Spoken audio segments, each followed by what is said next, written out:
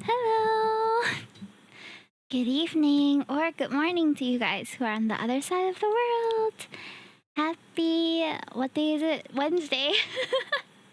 I lost track of time a little bit because I was overseas for the past couple days. I had a lot of fun in Johor Bahru. If you want to see the pictures, they're all on my socials. Hello, hello. Let's do a quick roll call, shall we? So we have LJ, welcome in. Good morning to you, Theo. Nice to see you. Theo was also first today, which was amazing.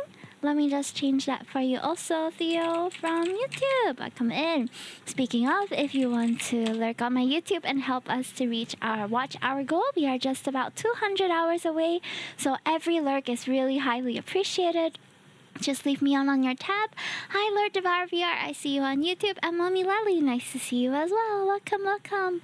Nice to see all of those on Twitch also. Hello to Jion. Hello, Shinji. Hello, Game Theorist number 1. Ryuji. Thank you for stopping by. Silent Viewer. Bullseye Bob. Alpha Medic. Oh, long time no see, Alpha Medic. Hope you're doing well. Thank you so much for lurking for those of you who are here. So today's Vocaloid song, do I do a philosophical song? I'm feeling philosophical, but that's because today's myth story is going to be rather tragic. So Hime is going to be... I'm ready to have my heart broken today. I wish... So for those of you who didn't know, I actually have a blue-colored version of this outfit.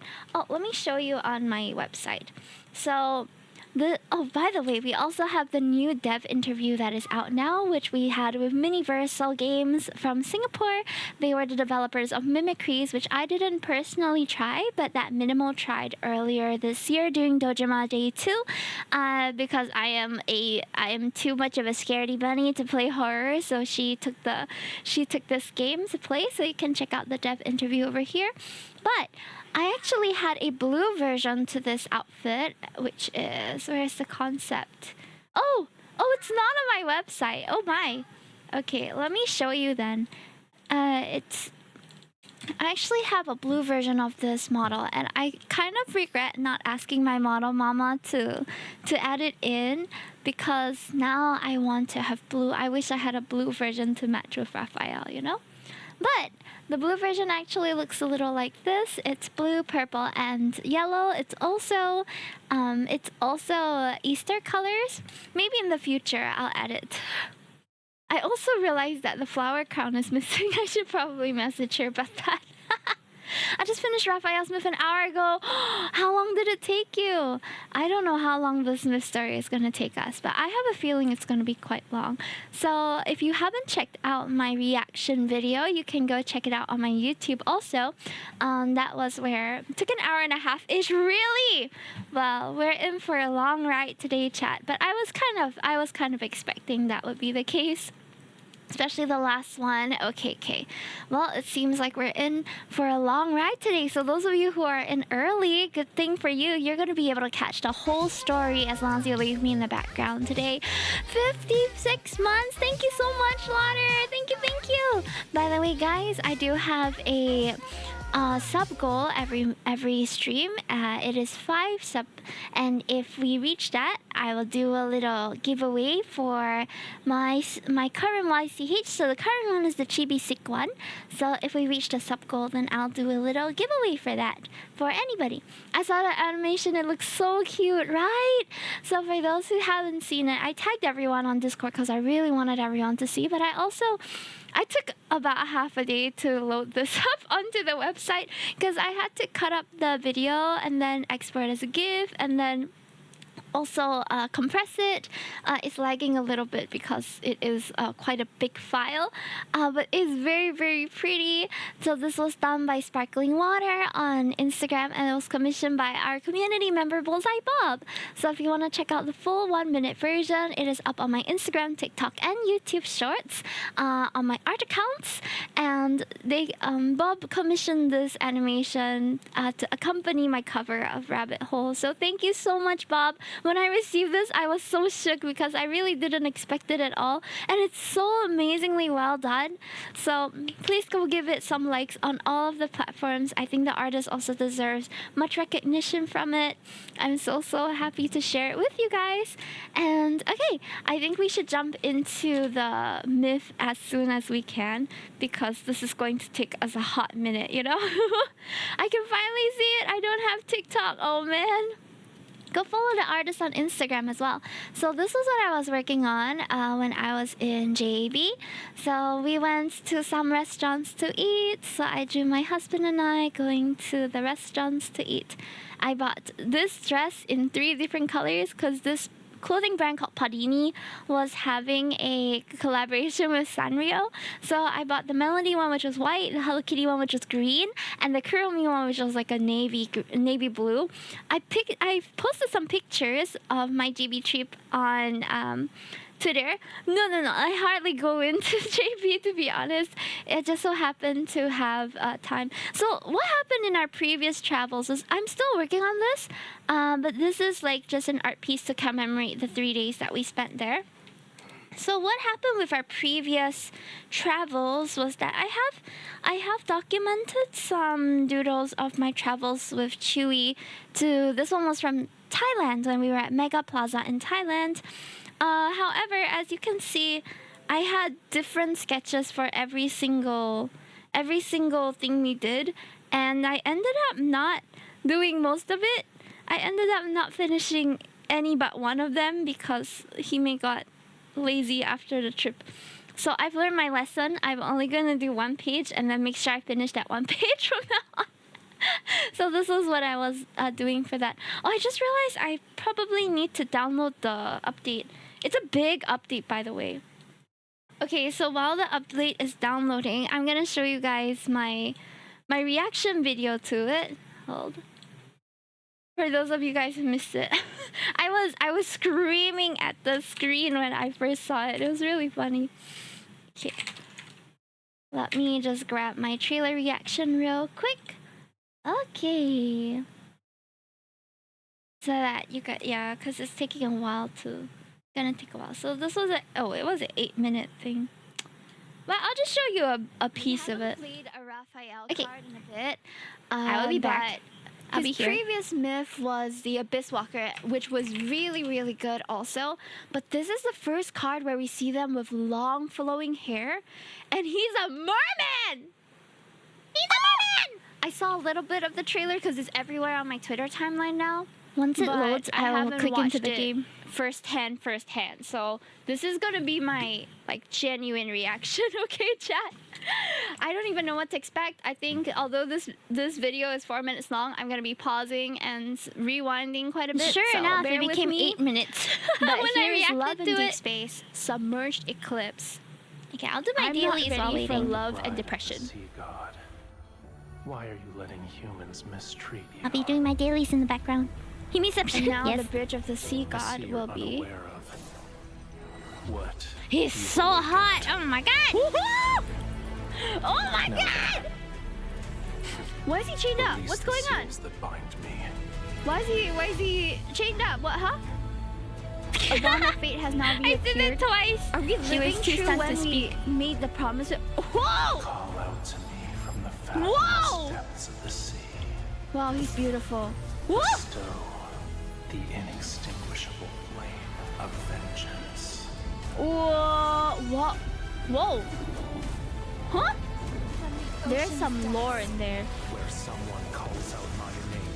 I'm gonna change his clothes on my home screen too. Hold. This is a beautiful scene, first of all, but his face card never declines. Raphael is so handsome, genuinely. Look at that! Sculpted to perfection. I swear, Infold, you have to stop doing this to me. The God's revival has been completed. Whoa! You've rewritten the fate of these waters. Chat! Oh my goodness, he's gorgeous! Sorry, I'm doing my daily. You know, people have been comparing him to Jinshi from Apothecary Diaries, right? And now with the long hair, ooh, I love this. Look at the firefish that he's summoning over here. Firefish. I always thought it was really strange how Raphael was a sea god, but his power was fire. But they still think married it's a the bit two concepts strange. so well. And this like Firefish. inextinguishable flame concept is so freaking cool. I The way can't I'm wait to clapping see my hands like a what seal. the stories have in store for us, man. The starting is You are already the Sea God's insane. bride. We're the You're Sea the God's only one I bride. would choose. Yes. Wow, his tail is huge. What grants the Huge. sea god his true power? A heart pure, flawless, and filled with love. Is that us or is that him? A mark upon souls, a vow that lives forever. What did you promise? I gave you my heart. Do you see how beautiful he is? Oh my god, they need to stop doing this to me. He's so Reaction to this. A little bit. Listen carefully. Okay, This is I'm the listening. last time I'll teach you. There's a song he taught us or something. The sea inevitably returns to where it Oh belongs. yes. Ah, they've separates been from the land. playing that kiss until you roll off the bed is slash man's shell vow? slash couch thing A for a bond while now. everlasting. I still don't know what that is. Oh, the neck I guess we'll kisses, figure it the out chin later. kiss. That's so intimate. The sea got doomed to fail. The only way to save him. Oh no! We are gonna- I'm getting I ready just to know pass this is gonna away be this so stream chat. angsty. No! Ah! All right. Well, we're gonna face this firsthand in a bit. All right. I have. Look at this fish man in the cafe casually right now. Hello, Raphael, my handsome merman. I should paint what you're doing right now as criminal evidence. You should. You know what else is criminal, bro? That V line. Why does it start so low? They did this on purpose. It's like way down there, guys. It's like right before the. Ooh. It's crazy. I'm so ready. I'm gooning now, but I'll be crying later. Right. So I'm ready for this. Sort of. I know my heart isn't ready. I'm gonna try to be ready. Alright, so I'm gonna be doing the usual. I'm gonna do the voiceovers. So you guys just sit back, relax, and let's enjoy this Love and Deep Space long story together, shall we? Not me getting comfy. I am turning off the lights, putting up the table, okay? And I am getting ready for a I don't know if it's a good time or a bad time, but it's a time, guys. It's a time. Alright. Just a quick check. Are we on the correct title? Are we on the correct what do you call it, categories? Can you guys help me to check, please?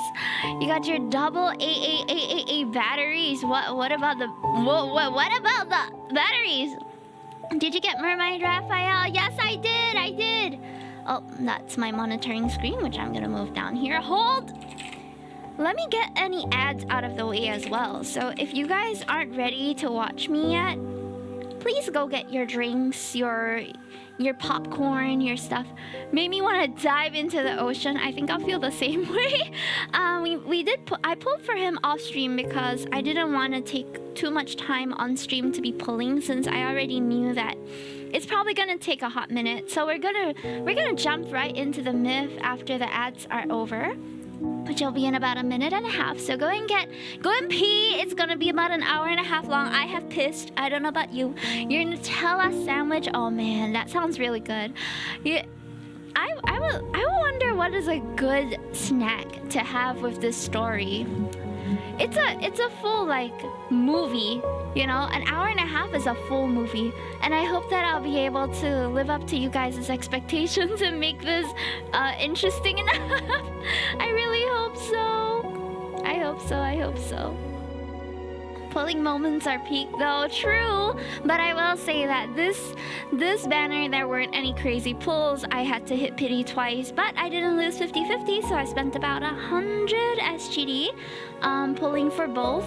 I didn't have to go all the way to the max pity and get the box too, but we'll see if I want to do that, because I wanted to save my diamonds. Right now I'm at I'm at, I believe, about 6,000 diamonds. Yeah, about 6,000 diamonds.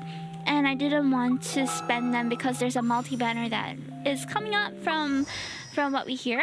So that's going to be, okay, did someone say carrot sticks? Did someone else say fish and chips? For this? Oh man, I think I'm gonna feel really conflicted if we have fish and chips while watching our merman husband. Oh man, oh, he's so beautiful. Okay, something sweet maybe. I think one of those water cakes would be nice. Have you seen those like water jelly cakes? I haven't had one yet, but I believe they would be a nice addition. It's like it seems refreshing, you know?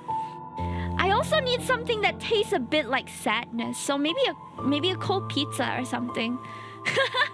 My luck went to you. I pulled 400 times on GFL2 Girls Frontline, but ended up getting all 50-50 lost. Oh my god, really? I'm so sorry to hear that, Bob. Gosh. May your luck be much better in the next one. Okay, so ads are over. Thank you, Ruka, for chilling. And let's get into it.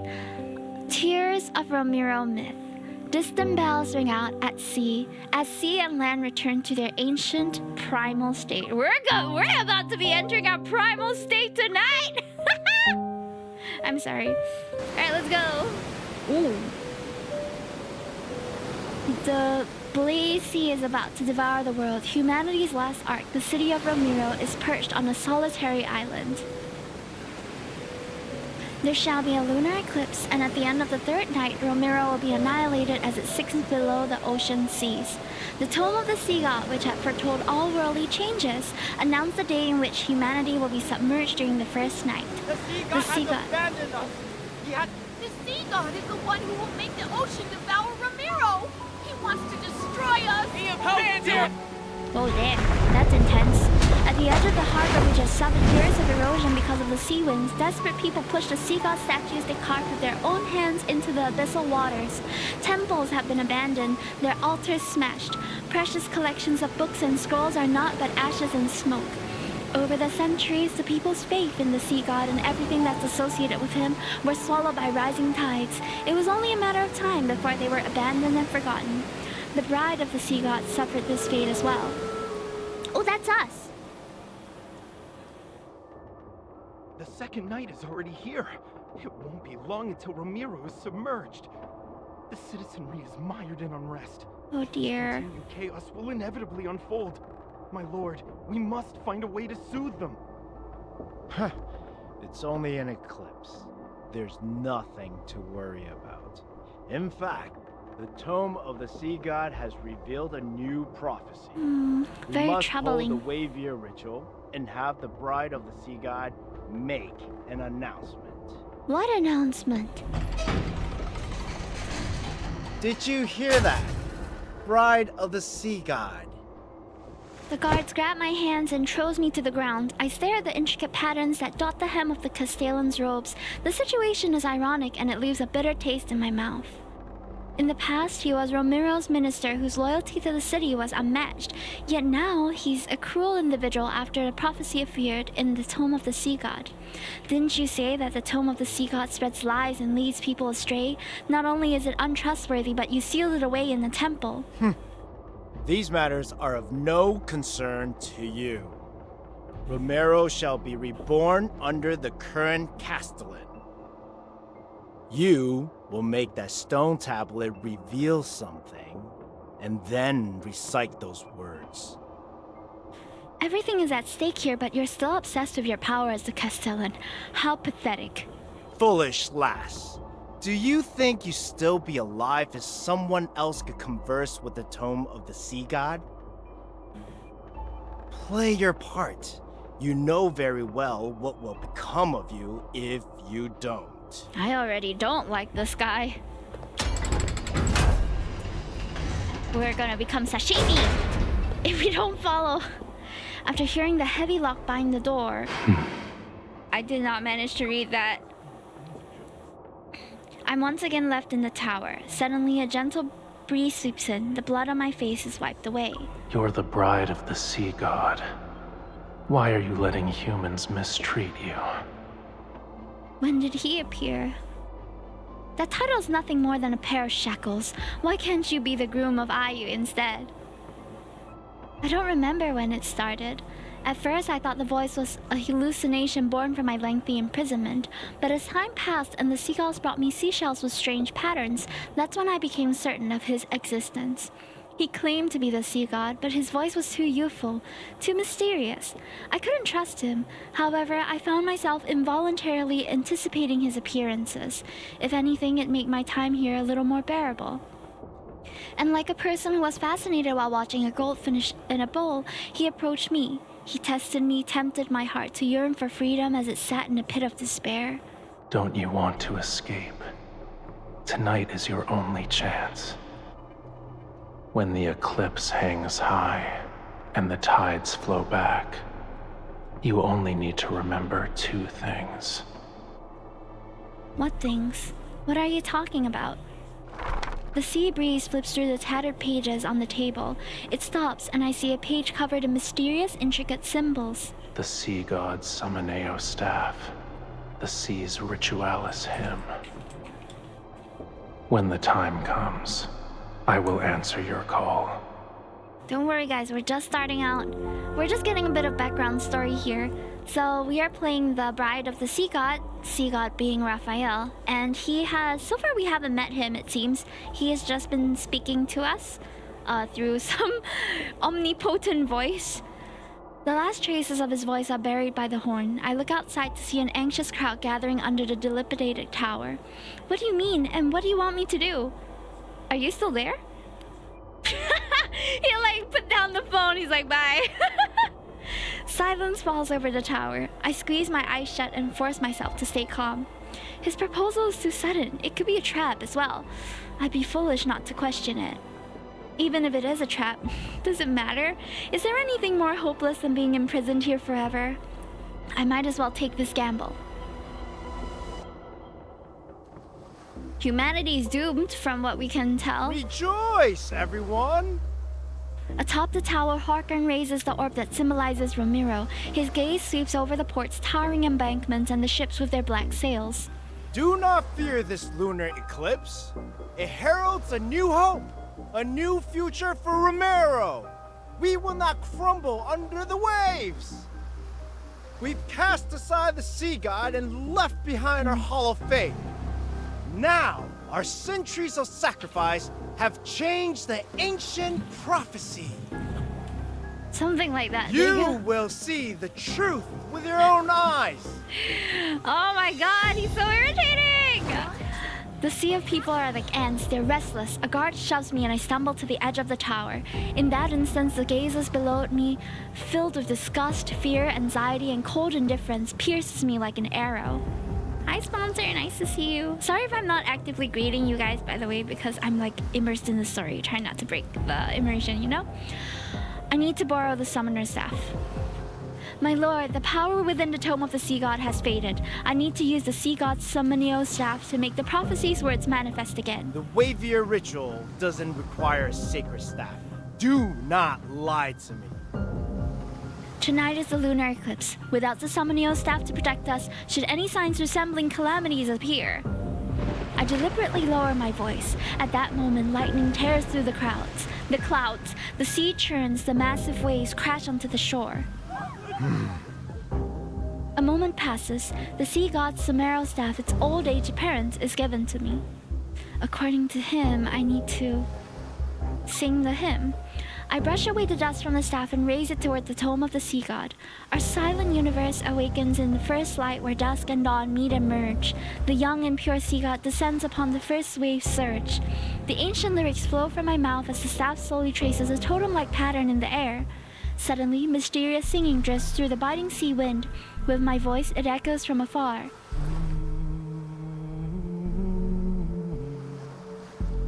He's here. Good, he didn't lie to me.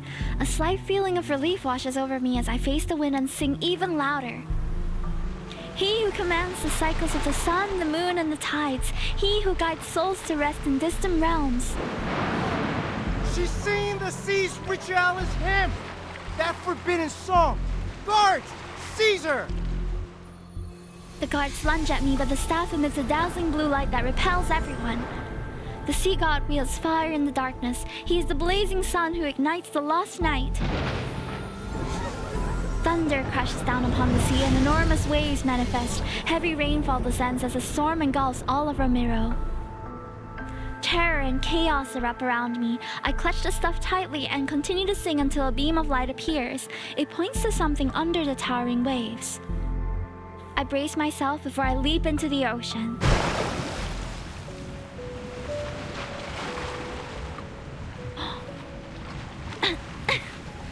He said he would greet me, but this is a little too violent for my liking.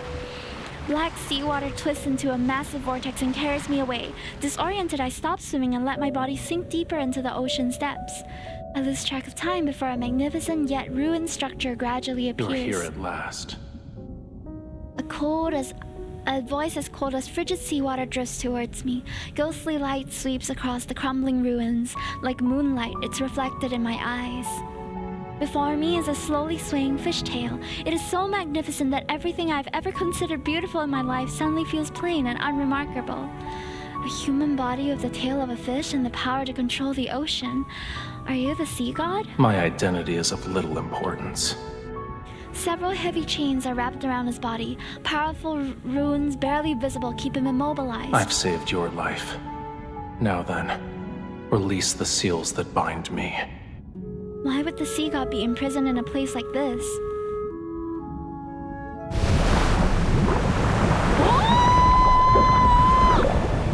He's huge!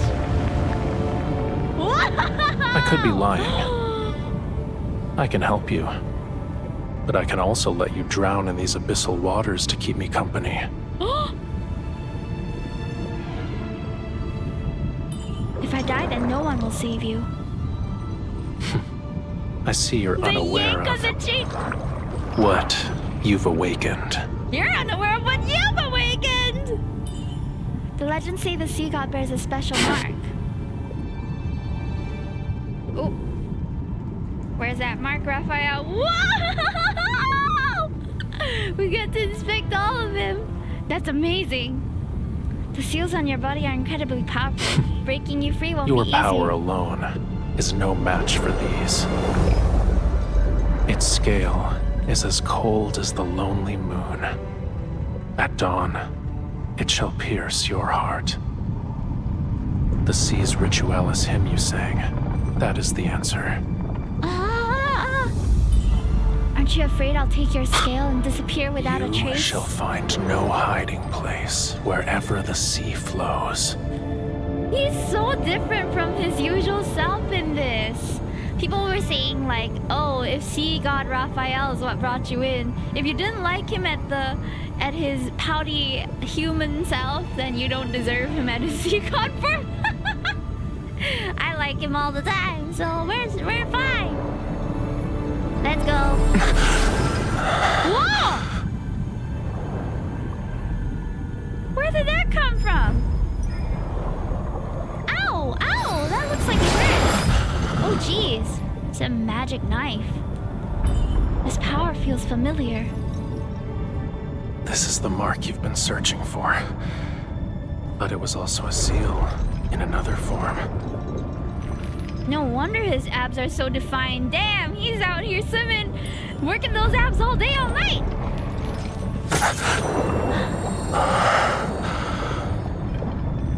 The voice of the storm. Come to me.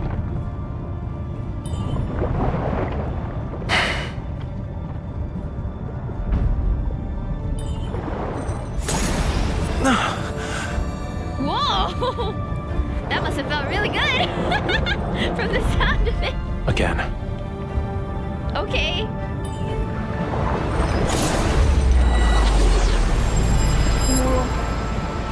Call out to me from the fathomless depths of the sea. I know it's a little loud, chat. That's the volume it's at. Whoa.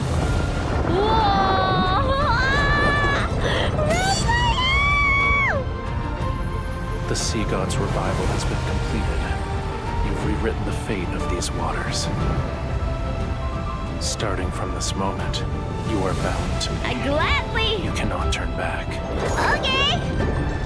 I'm okay with that. Whoa. Whoa. Whoa. That was amazing! Dang, we got the animation on the first chapter. There's gonna be a lot of reading in the following ones, I'm sure. The storm's roar filters through the seawater and resonates as whales listen songs. My body feels impossibly heavy, yet scenes from my dreams gradually come into focus.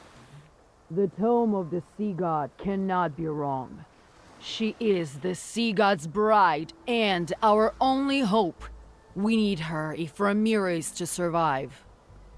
She will be Ramira's future castellan.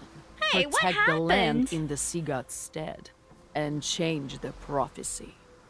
Instead, Mr. Hawkern wanted to take my position? There's still over Badass. half a year until your coming-of-age ceremony. Yet the gifts are already piling up. We've run out of space to store them. Everyone truly admires you from the bottom of their hearts, my lady. She's the sea That's god's lovely. bride and was raised by the Castellan. Her knowledge and abilities are exceptional. She is kind and approachable. Oh, A what wonderful happened? person deserves all the best things in life. The maids are really nice. What happened to... What our foolish Oh my devotion god, to the sea it was all god brought. Hawkern's fault. Death, disaster. The He wanted to prophecy be that the bride of the Ramiro sea shall be god. submerged more But quickly. he was upset because Raphael didn't want him. The sea god will never save Ramiro. I'd be devastated too. The bride of the sea god is nothing but a farce. She and the sea god will destroy Ramiro. Don't say farce, it sounds like fart. Run, my lady! Don't let them catch you! It seemed like I was too slow for this case. Oh man. Can you hear them? Everyone is asking for you to die. And Ugh. yet, you're the only one who can communicate with the tome of the sea god. I'll spare you so long as you obey me. How does that sound? We should have killed him from the get-go. We'd save a lot of time and misery. I open my eyes. Brilliant white lightning dispels my chaotic nightmare and illuminates the scene before me. Rainwater flows through the window frames. It makes the carvings and murals gradually reveal the lifelike faces of the gods. Exactly! He sounds exactly like Are the you snake awake? guy. Hello, good morning, husband. The sea god looks at me, his beautiful tail having transformed into human legs at an unknown point in time. And apparently his clothing as well. Why do you have a belt on? What happened to that sexy V-line? They decided they had to censor him a little bit. He can walk on land. We gotta cover that pee-pee as well. I have prepared a gift for you. Ooh. He lifts me up and directs my gaze to the steps below. Hawkern, his most trusted minister, the tower's guard captain. Those who have bullied and abused me are now on the ground. Bound, they crawl and struggle, their eyes filled with fear and despair. Their lives are in your hands. Would you like to deal with them one by one? Do you see his smug expression right now? Wow, he's really like, what do you want to do with these losers? His hand covers the back of mine. He guides me to raise my hand and lightning gathers in my palm. Whoa! Debris scatters and the Castellan's crown clatters to the ground. The puddles on the floor bloom crimson. Or would you rather finish them all at once? Oh. My palm is quickly held again. Out of nowhere, raging waves rise in the center of the temple and engulf everyone. Watching them struggle as they suffocate, I feel a sense of satisfaction. However, an indescribable emotion wells up. The sea god already has a terrible reputation. Won't these make people hate you more? Lower His your long hands hair- down. Right! I pause before I hold him even tighter. I hear him chuckle as the illusory waves shimmer in rippling light. They reflect a cold emptiness in his The eyes. faith of humans is nothing more than self-interest. They worship when they need something, and curse when they don't get what they want. You're not wrong. Why should I care about reputations? Someone play Taylor Swift's Reputation album right now! Ooh, look what you make me do. Look what you They make claimed me do. I've abandoned this world. Very well. I'll let them be a witness to true annihilation. Woo-ha! That's kind of hot. This is only the beginning. Don't you dare become merciful too swiftly. It's not my fault I have a soft heart. You're overthinking it. I would never. Never mind! Our heart is hard as steel. We're cold as ice. No more mercy from he may know. The dying Castellan struggles to prop himself up. His gaze burns with a fury that could shoot flames, but he can't do it. If it weren't for me, you would have been executed. How dare you repay my kindness with betrayal? What the heck? Oh my god! He's trying to gaslight us with his dying breath? No way. So the lamb penned for slaughter is obligated to thank the butcher. You're insane! Exactly! I pick up a sword from the ground and hurl it at him. The blade stabs his shoulder blade. Ah! Ah! Don't forget, your life is still in my hands. If I die, you will be cursed to perish in agony. With the sea god by my side? You're saying that? I don't think you have power over this. Then we'll die together. Does it look like I'm scared? A swift death is better than living as a caged bird forever. A curse. The sea god lifts my chin and strokes my cheek. Tentacle-like bluish-green runes slowly appear. You're referring to these crude patterns? He curls his fingertips. His movements are gentle, yet the runes are being torn away from my cheeks. Ouch! Stay it hurts. still. Indeed, Oh, we were cursed. It's an ancient curse, but it's far too weak to control my bride. Close your eyes. I hear an eerie sound as something is destroyed with the pain. What a terrible attempt of a trick. Oh. We did it! When I open my eyes again, wisps of murky mist still linger in the air. Nearby, the Castellan is suspended in midair. A water tendril tightens around his throat. These magics can't be wielded by humans. Tell me where you found it. Ooh. What right do you have to judge me? I won't tell you anything. You don't need to worry about asking again either. Aren't you a god? Why are you destroying everything? The Muria, Whalefall City. Now you want to destroy this island! Lemuria. Didn't the legend say the sea god lived there? In the sky, golden lightning freezes. Dark-colored waves surge. When the waters recede, the Castellan and the others have vanished without a trace. Where have you taken them? They're in a more appropriate place. Why didn't you just kill Hawkern? A blood-stained crown flies into his hand. It immediately crumbles You were to imprisoned dust. in his cage. How many years? It's been a long time. I don't remember. If the hatred from that time could be offset by him dying instantly, I would happily grant your wish at this very moment. You wouldn't offer me a gift without a reason. What is it that you want? Tell me. You are my bride, aren't you? He touches the pearls in my hair before he lowers his Removing gaze. unsavory elements from my bride's life is my duty. Exactly! If your husband ain't doing that for you, what's he good for? As I debate whether I should confront him or try to extract information more subtly, a thunderous crash resounds outside the window. The storm has destroyed a distant embankment. Seawater rushes in like a roaring beast as it flows directly into the city. Does he always sound like this? No, he seems to be taking on a more serious tone. His usual self is more lighthearted and flirty and pouty. So this is, I think, the first time I've seen Rafayel incredibly serious. What is happening? This is only the second night. Ramiro shouldn't be sinking now.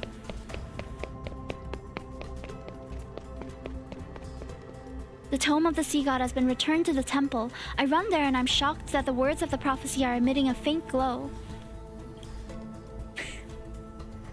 This future was predetermined long ago. Whether it's the second or third night makes little difference. You knew this day would come. Why are you surprised? This place is still my sanctuary, regardless of what happens. I can't stand by and watch it be destroyed. Legends say the sea god is all-powerful. He can overturn oceans and The move fate mountains. of this world is predetermined, and legends are just legends. In any case, it hasn't been long since I was awakened. My powers haven't fully returned yet. Why should I risk my own life for a city that despises me? Mind you, I would have to defy a prophecy in the tome of the sea god. The automatic reading is a little bit fast. Hold on. So you can save Ramiro, yes? Ah. Okay. What if you regained your powers? Give me your hand. Oh. Okay. I'm wondering if he's constantly wet. Because he's a merman, right? And his hair looks a little damp all the time. Is he just wet all the time? Are his hands always wet? Or is he ever dry? Anyway, a cold glint flashes as he cuts both her— What? Ouch! He intertwines his fingers with mine and our blood mixes. It drips onto the tome of the sea. Ow! Golden light rises from the tome of the sea god like threads of silk. They unfurl in midair and weave together to form poetic words. At least warn me before you cut my palm. Lemurians who seeketh absolute power, combat the treacherous tides, dive into the depth for pearls, and find a true love. There were hidden prophecies in the tome. It makes sense now. Despite the fact that I've conversed with the Tome of the Sea God many times, I could only decipher fragments and incomplete phrases. Yet, what's more shocking is the meaning contained in these words. I struggled to grasp the most crucial line. To find true love, that means... The sea god appears more composed as he raises his hand to brush away the text and heal the wound on my palm. Oh, okay. You already know the answer, my beloved bride. You knew you needed me to restore your power? That's why you gave me those gifts. You're more clever than the humans I'm familiar with. Now that I understand his intentions, I feel oddly relieved. According to the tome, you'll regain your power and stop the sea from swallowing Ramiro if we fall in love. Yes, it did happen, the cutting hand thing. I just forgot because it's been so long since I played that story. That was like last year, I think. As things stand, this is your only option. But falling in love doesn't happen instantly. All the while, the threat of this land sinking below the waves looms over us. I'll love you forever until I breathe my last breath. Under my divine gaze, a human's life is but the blink of an eye. A fleeting moment is too brief. Would you rather have this love disappear early or have a moment last a little longer? I deliberately emphasize my words, but I already have an answer. He won't let me die, since he needs me. I see. I'll have to extend your lifespan. Do you remember how you awakened me? The Summon staff in the sea ritualism?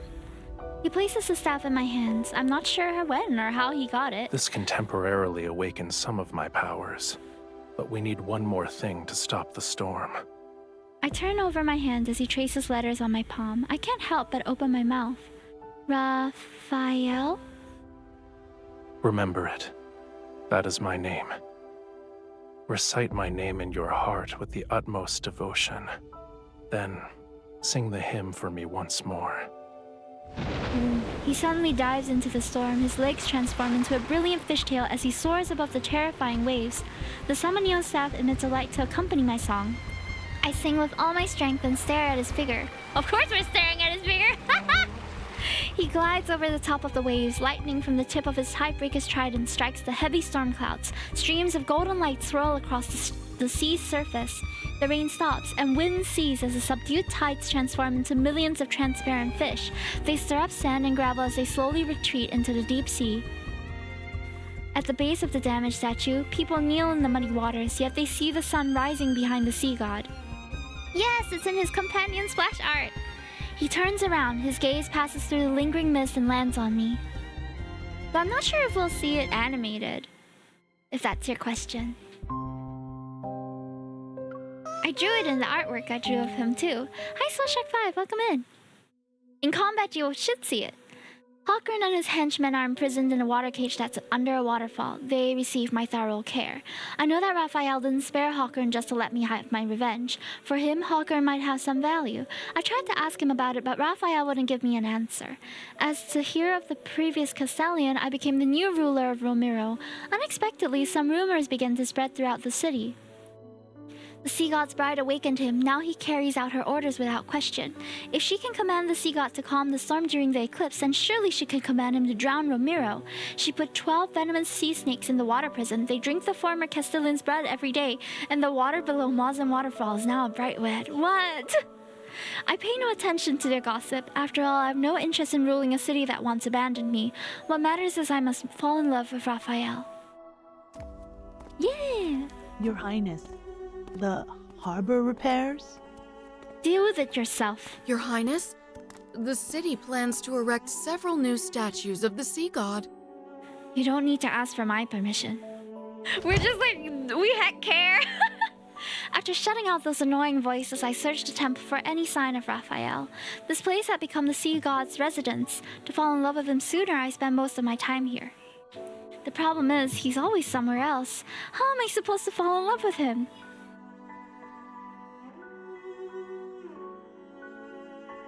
What is this? You forgot about the scale already? The scale I held in my hand has transformed into a blue seashell.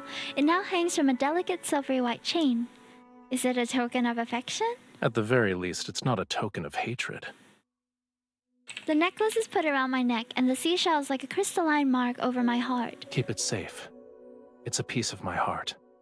Oh. It will let me know where you are and what you're doing. All right. That's nice. I love a boyfriend, sea god, groom, tracking device on me. He can track my every move, but I have no idea what he's up to. It's not exactly fair.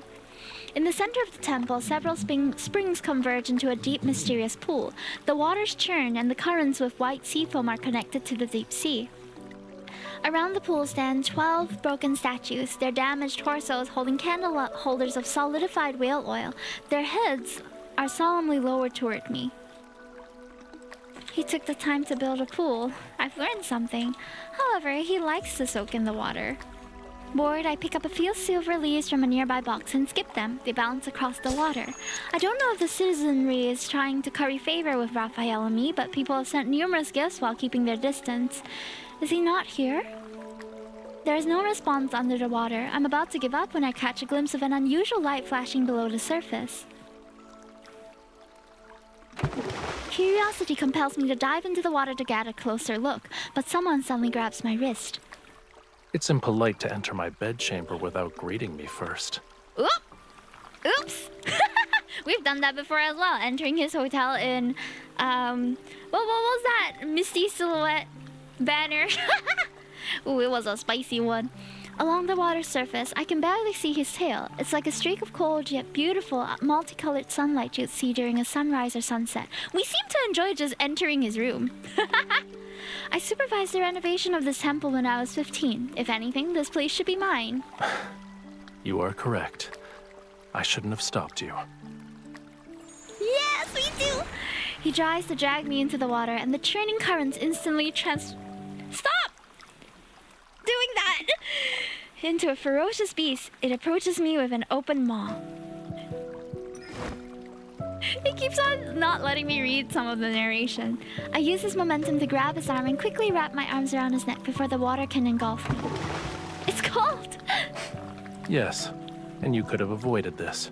I was afraid you'd vanish again when I wasn't looking. How are we supposed to learn more about each other and fall in love if you're not here? Is clinging to me like an octopus part of your plan to fall in love with me? Loki, cuddling can be used to gain affection, but there's also another reason. A cold water droplet slides across the tip of my nose, and I sneeze multiple times. Achoo! Achoo! Achoo! Why are you so delicate? The water in your bedchamber is too cold. Why is it freezing? Is there a problem? Only humans have a habit of parboiling themselves. Parboiling? Who in chat parboils themselves? It's called taking a bath.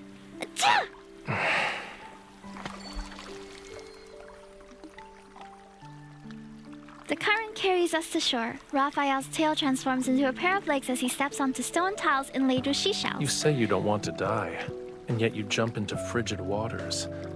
Your desire to survive is rather wanting.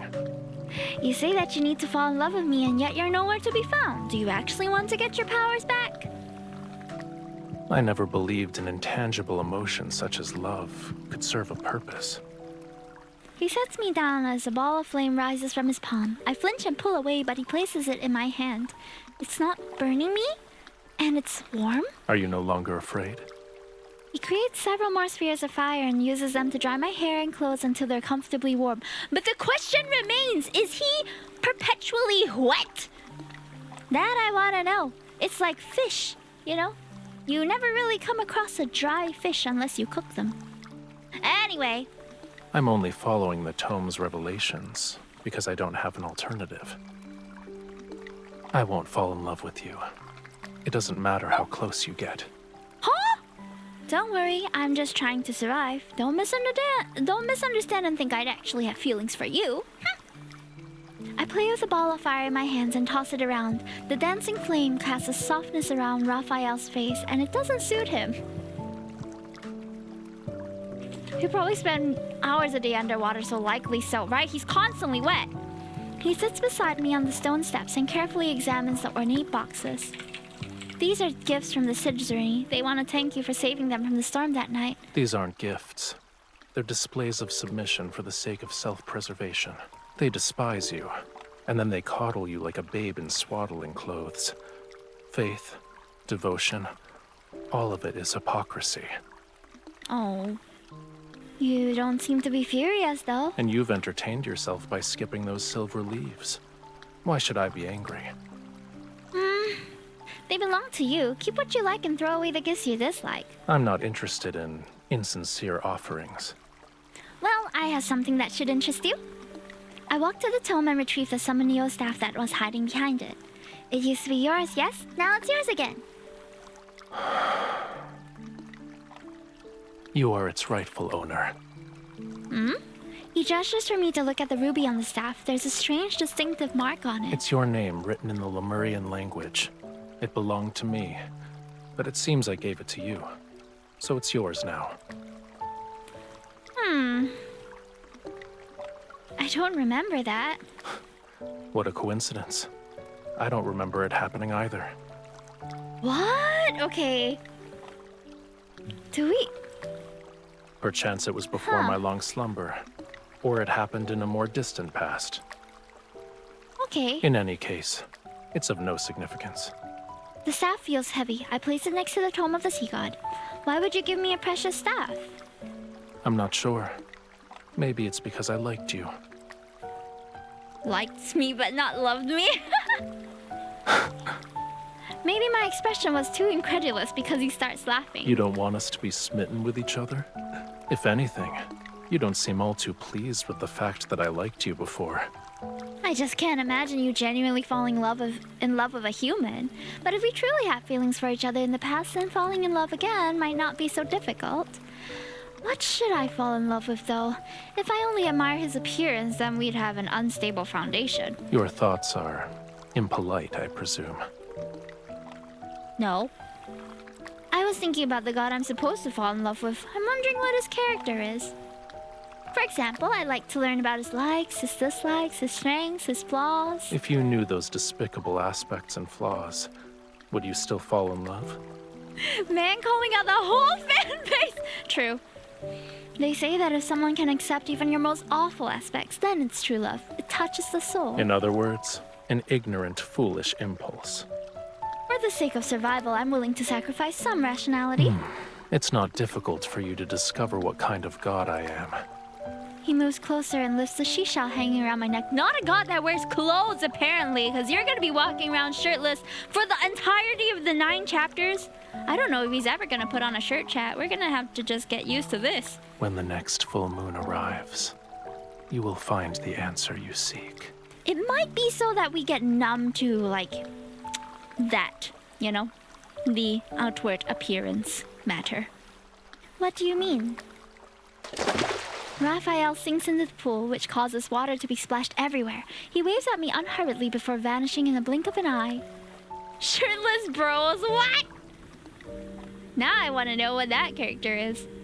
Full moon night. Ooh. Night fog blankets the wilderness. Grayish blades of grass rise past my ankles. Short trees are scattered about, and their gnarled branches stretch in my direction. The seashell emits a soft glow. It guides me out of the city and into a dense forest at the foot of Mount Oniguna. What's that sound? I quicken my pace. Exceptionally bright moonlight filters through the trees and illuminates ruins covered in gray-green moss. Raphael stands in the center of the area. Water flows from his hands to lift broken stones. They're pierced together in midair. I continue to tiptoe, and then... Ha! I heard you breathing earlier. Who do you think you're trying to scare, mortal? You brought me here in the middle of the night just so I could watch you build a house. I recognize these as the oldest ruins on the island, but no one knows their origins. Correct. Come closer. You're in the way. Oh, excuse me! Still uncertain, I move to the side. More stone bricks float upward and assemble themselves into a wall covered with fragmented inscriptions. This is more like the Raphael we know. Sassy, commanding, wants us by his side all the time. I missed this. His blood surged to form the oceans. Hi, Troy. His scales transformed into the stars above. His bones became the whales who bore the sun disk, the moon clams that measure time, the coral bridges that lead to the netherworld. Okay, these references I'm not so sure about. That's the creation myth for how the sea god founded Lemuria. Are these ruins connected to the sea god? I don't know about the sun disk. This place is part of the island of songs. I furrow my brow. How strange. The name sounds familiar, but I can't remember anything about it. As I'm deep in thought, the stones rise with flowing water. They connect the broken walls and ruins to gradually form a shrine. The full moon hangs above like a bright pearl set in the center of an accessory. It illuminates fragments of the temple's former glory. It preserved Lemuria's history, as well as the important chronicles of every sea god. There was more than one? The sea god you want to learn about is here. These are the stories about the sea god, but they're not the story of Raphael. There's no difference. One day, I will become another sea god who's depicted here. The name Raphael shall be forgotten. He tilts his head back as if he's using somewhat real yet illusionary fragments to search for pieces of his memory. That doesn't sound like a good thing. Oops. Yet you want me to get my powers back, so I can ascend and become a true sea god. You're not wrong. The flowing water gradually disperses and the shrine crumbles apart once more. It had returned to being ruins. What about you? After you regain your powers, what do you want to do? I'll start with finding the person who sealed me away at the bottom of the sea. Oh, someone did that to you? Well, I guess it had to be someone. Do you remember who it was? I will eventually. Empathetic, I nod. I know what it feels like to lose your freedom. You were sealed away for so long. You must really hate that person. They aren't even worthy of my rancor. Rancor? What's that? What does rancor mean? However, I won't let them go unpunished. He glances at the moon before walking into the dense forest. I hurriedly catch up to him. There's one thing I still don't understand. You forgot who sealed you away. How do you know that I can break your seal? You are the sea god's bride. You're the only one I would choose. And you were the only person I could sense when I was sealed away. Oh, that's so lonely.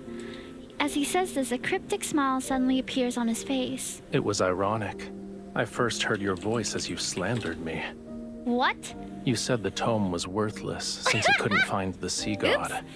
However, it somehow revealed the location of his bride, so you were captured and forced to suffer. You said I abandoned my bride, played with whatever caught my fancy, and questioned how I could be the sea god. Oop. You claimed I was worse than a sea cucumber. Did I really say that? Also,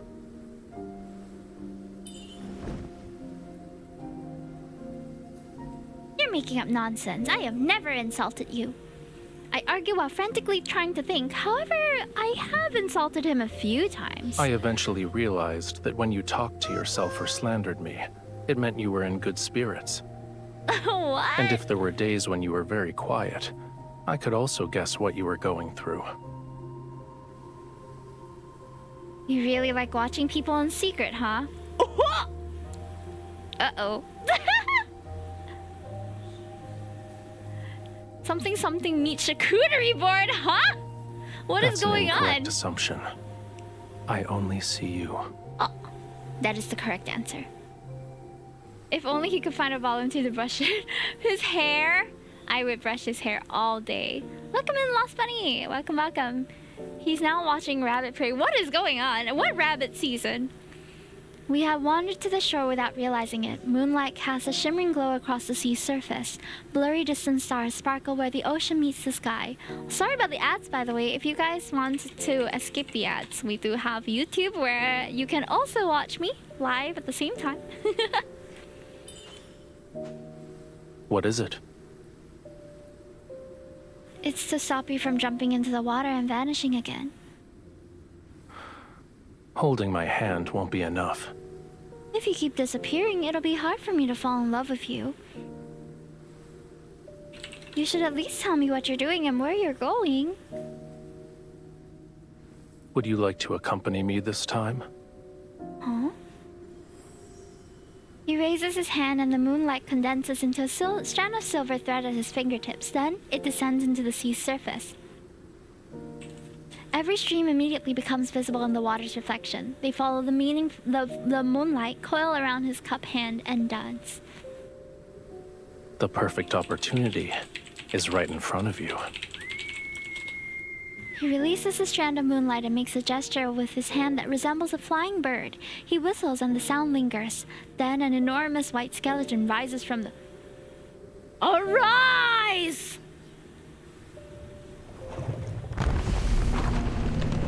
Sungjin, ooh!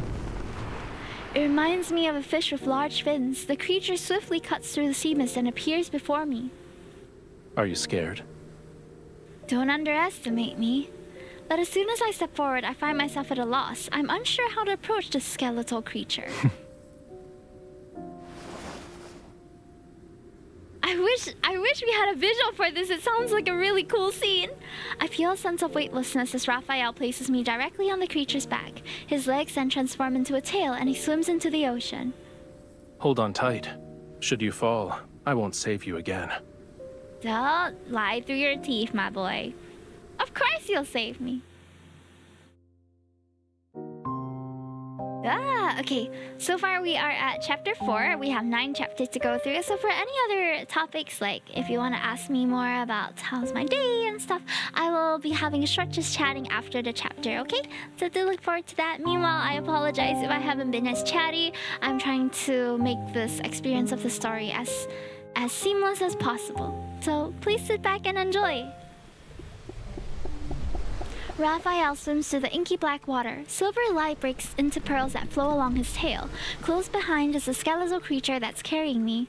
Is this your friend, Rafayel? Despite being nothing but bones, it tried to eat me when we first met.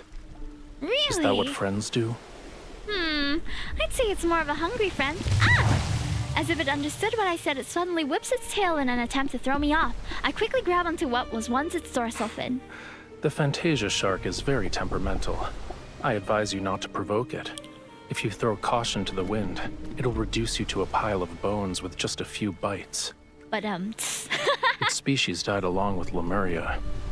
I have no idea where this one came from. Could it actually be your friend? From before you went to sleep, I mean. The Fantasia shark raises its head and makes an almost inaudible sound. Then it quietly swims closer towards Rafayel. Maybe. I caught glimpses of its shadow in Whalefall City. According to the legends, it was the most magnificent and beautiful place in all of Lemuria. Sorrow and suffering doesn't exist there. Humans and their myths have never shied away from exaggeration. I don't remember what Whalefall City looked like. Only when the sea god's power is restored can all slumbering Lemurians be awakened. And then, Whalefall City shall return to this world. That's good. You have a homeland worth longing for. You're implying that yours isn't. It abandoned me first. Not wanting to continue this conversation, I pretend to admire the Fantasia shark. After a moment, an idea appears in my mind. Raphael, come here. I want to give you a gift. But so you're aware, I haven't done this in a long time. It might not work. I should keep my expectations low then? I think Wellfall City exists in the modern day, but I can't remember. We'll have to check the notes again. Despite saying that, he raises his hand and uses the rising waves to sit down beside me. I take a deep breath, concentrate on the palm of my hand, and then gently place it on this Fantasia shark's head. Oh. In the darkness, a faint power slowly awakens. It cautiously moves towards me, bit by bit. I relax my breathing and try to become a part of that power. I capture every subtle change. I can sense it. A gentle radiance spreads out from the Fantasia shark. Layers of blue tint and seawater tint the seawater and faintly reveal the silhouette of a city. While indistinct, its beautiful and magnificent form is still visible. I thought this Fantasia shark missed Wellfall City too, so I tried to resonate with it. Did that bring back any memories?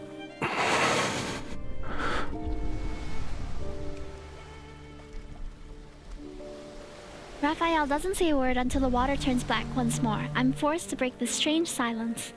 I didn't expect it to work. I haven't resonated in a long time, and I only used it to help others find lost crabs and turtles. Thank you.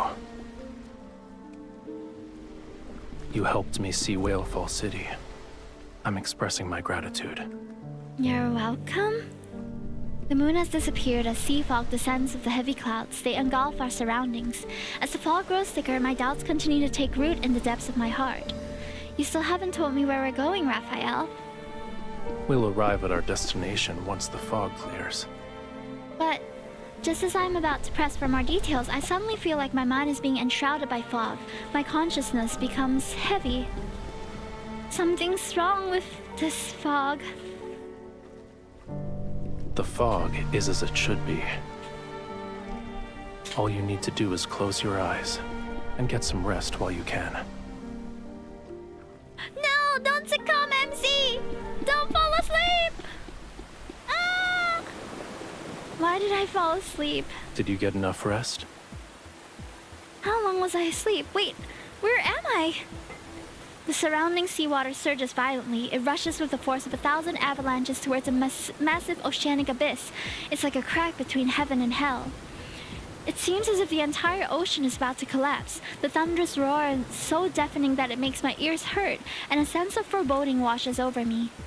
Raphael, please don't tell me we're going there. I thought you were eager to help me get my powers back. This is what the Tome of the Sea God means by combat the treacherous tides. Now I understand what he meant when he said opportunity. Is it too late for me to change my mind? What do you think? I sigh. I resign myself to my fate as I hold him tightly, close my eyes, and allow him to take me to the bottomless oceanic abyss. Where are we going? Whoa. As my dizziness subsides, I still hear the massive waves crashing above us. Everything around me is still enshrouded in darkness. My survival instincts make me grab Raphael's shoulder tightly. Is it over? It's only the beginning. Ah!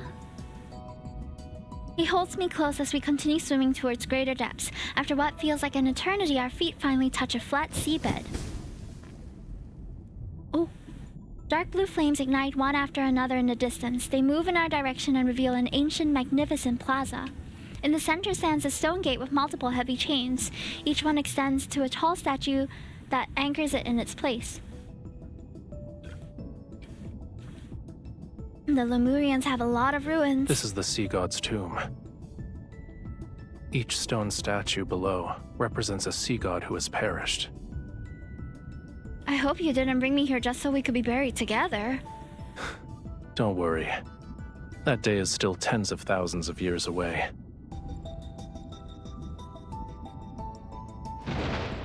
He shoots lightning from his fingertips and it hits one of the guardian statues. Stop pretending. I know you can hear me. Young sea god, I've already told you. The bond's mark that is etched into your soul is never complete. You cannot enter the sea god's tomb, let alone reforge the Tidebreaker Trident. What? I've already brought the owner of that mark. Even when I'm pushed forward, I'm still trying to figure out what this bond mark is. If we're together, wouldn't that make it complete? You are correct. The statue slowly turns towards me. To awaken the sea god, you must traverse the 33 levels of the sea god's tomb to reach its depths, and to offer the Tidebreaker Trident on the altar. You know he means business when he calls him young god. Once the trial is complete, Dang. you can reclaim the sea god's power.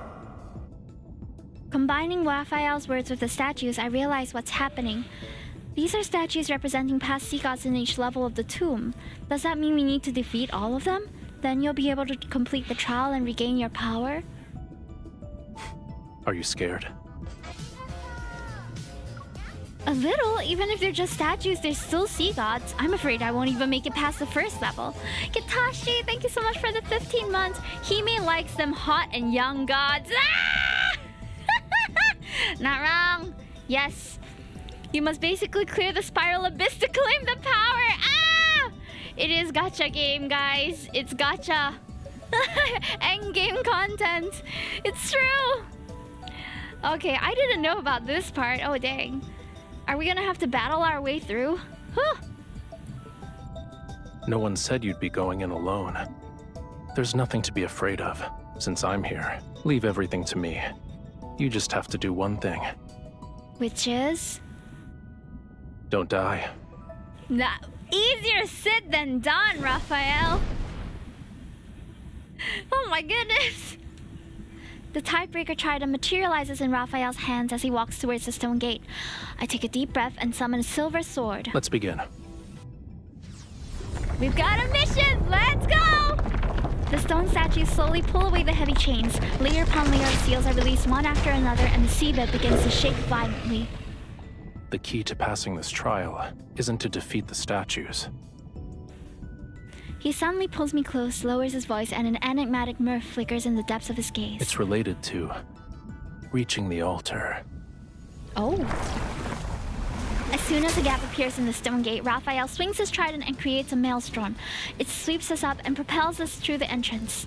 Lightning flashes and sparks fly as he shoots into the first level like an arrow released from a bow. Meanwhile, a sea god statue is slowly emerging from an enormous stone niche. Young sea god. Lightning strikes and catches the statue off guard. It's knocked back into the stone niche. Raphael doesn't linger. He rides the current into the second level and unleashes another lightning bolt without hesitation. Chaos surrounds us as an unprecedented scorching heat radiates from Raphael's body, yet his gaze remains exceptionally sharp and composed. The stone statues are either knocked back before they can fully emerge or slow in their hopeless pursuit of us. Duck! I swing my sword to cut down several coral arrows flying towards us, only to feel the arm around me tighten. Like a blazing flame, Raphael turns the entire sea god's tomb upside down. He reaches the altar in just a few breaths. Done. With lightning speed, he unleashes his Tidebreaker Trident, and a radiant brilliance akin to daylight fills the sea god's tomb. What is the meaning of this? Why is the latest incarnation of the sea god so disrespectful? Well done. A young god should have a young god's vitality. He's got this really arrogant idol animation that I really like. This won't do. We need to add a new rule. Shortcuts are not allowed. Otherwise, my ancient stones will crumble to pieces. Loophole. Vitality. How is it over already? I finally got a chance to stretch my muscles, but I haven't even made my grand entrance yet. The surrounding clamor fades. Hazy threads of light gradually wrap themselves around mine and Raphael's hands. He was speedrunning it, guys. To ascend to true godhood. The deep sea shall inscribe your name. I shall cleanse thy body, temper thy weapons, and restore thy lost memories. There's like a voice in the altar too? Accompanied by mysterious chanting, a warm power surrounds me. Something reminiscent of flowing sand surges before my eyes as a familiar voice resounds in my ears. In Lemuria, a bond best represents an everlasting vow and oath. When you offer the sincerest form of worship from the depths of your soul, my soul will be branded with your mark. This was the I will previous be myth. unable to defy you, and once a bond is formed, it shall never disappear. We're his No matter forever! where you are, or what form you take, I will always be able to find you and recognize you. More like he's ours forever, because in our current timeline, or like in modern day Lincoln, it seems like we didn't recognize him the first time that we met. It's Rafayel's voice. Unconsciously, I reach out my hand and touch a face that is so familiar yet somehow not. His eyes still shine with the beauty of dawn's glow. However, his smile is more carefree and unrestrained and as bright as the clearest seawater. Yeah, there's Abyss Walker, which was the first one, then God of Tides, which was the previous one, and this is his third myth? But in the next moment, the warmth of his eyes gradually fades as his body sinks back into the black seawater. Only the mark below his collarbone faintly glows. Practically married? Definitely married! We're so married!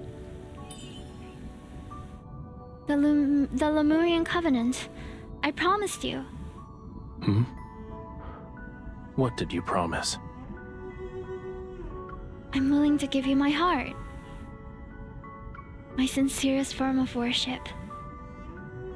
I'm willing to have your very being act engraved onto my soul. In a trance-like state, I hear myself say unfamiliar vows, yet every word seems to come from the depths of my heart. Wait, weren't we swimming? I gave you my heart. The walking animation threw me off! He strutted like one part of the tail at a time. Okay, sorry. He takes my hand and places it against the glowing mark. Everything is clear to me. Hi, we go! Thank you! That line's a little tricky since this one's technically the same Rafayel from God of Tides, just older. Yeah! Before you fell into a deep slumber, we had formed a Lemurian covenant. That's why I'm the bride of the sea god. Those threads of light gradually melt away. The seawater is cold again and the atmosphere is somewhat awkward. A Lemurian covenant can only be forged when both parties are willing. So, you voluntarily became my bride. It had nothing to do with the Tome of the Sea God. Don't forget to apologize to it after we get back. I realize he's teasing me about the time I called the Tome of worthless. My ears burn with embarrassment as I clear my throat. You must have recognized our bond a long time ago. You just didn't tell me. It only represents the past, and now it means nothing to us. The tempered typebreaker trident returns to his hand. Rafayel turns around, his tail emanating a more vivid and sharp radiance. Within his body, a portion of the sea god's power had been reawakened.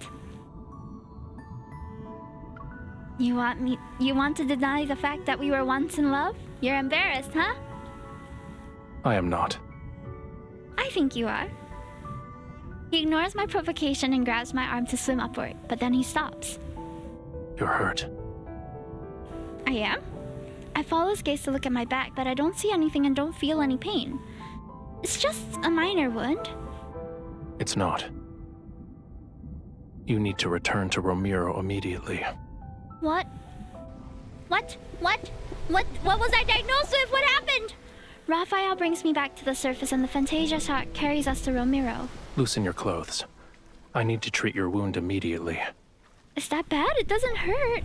Rafayel holds my shoulder with one hand and places his other hand on the back of my neck. Warm power emanates from his palm. Ah! It hurts! All of a sudden! A pain from deep within my bones erupts and hits straight from my heart. It's so intense that I almost fall into the sea. Turning my head, I finally see the wound, but it's not a bloody gash. It resembles some strange floral pattern. It's not working. Stop! You're making the pain worse! I diagnose you with love sickness, Ayo. Hey, what happened to us? Yet long after Raphael stops, the pain doesn't subside. I break into a cold sweat and the drops reach my eyes. They trigger another kind of sharp pain. Ah! Hang in there. Once the fog clears, you'll feel better. Raphael, I need a favor. I groggily lift my eyelids as I rest on his lap. There are rumors. They say the sea god's song can enchant people's hearts and make them lose themselves in illusions. Could you possibly?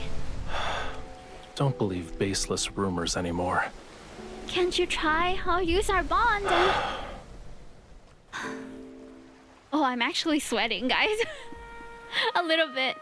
A melody is played on a flute. It flows across the rippling, glittering sea and gently falls into my ears. It's unfamiliar yet captivating as it guides me. I descend into a magnificent dream. I try to memorize every note as it flows. I don't acknowledge the pain anymore. Guided by the rhythmic sound of the waves and this melody, I slowly close my eyes once again. What happened? Also, damn, I am having a little bit of cold sweat now. I think I'm hungry. Girl hasn't eaten. Really? Oh, man.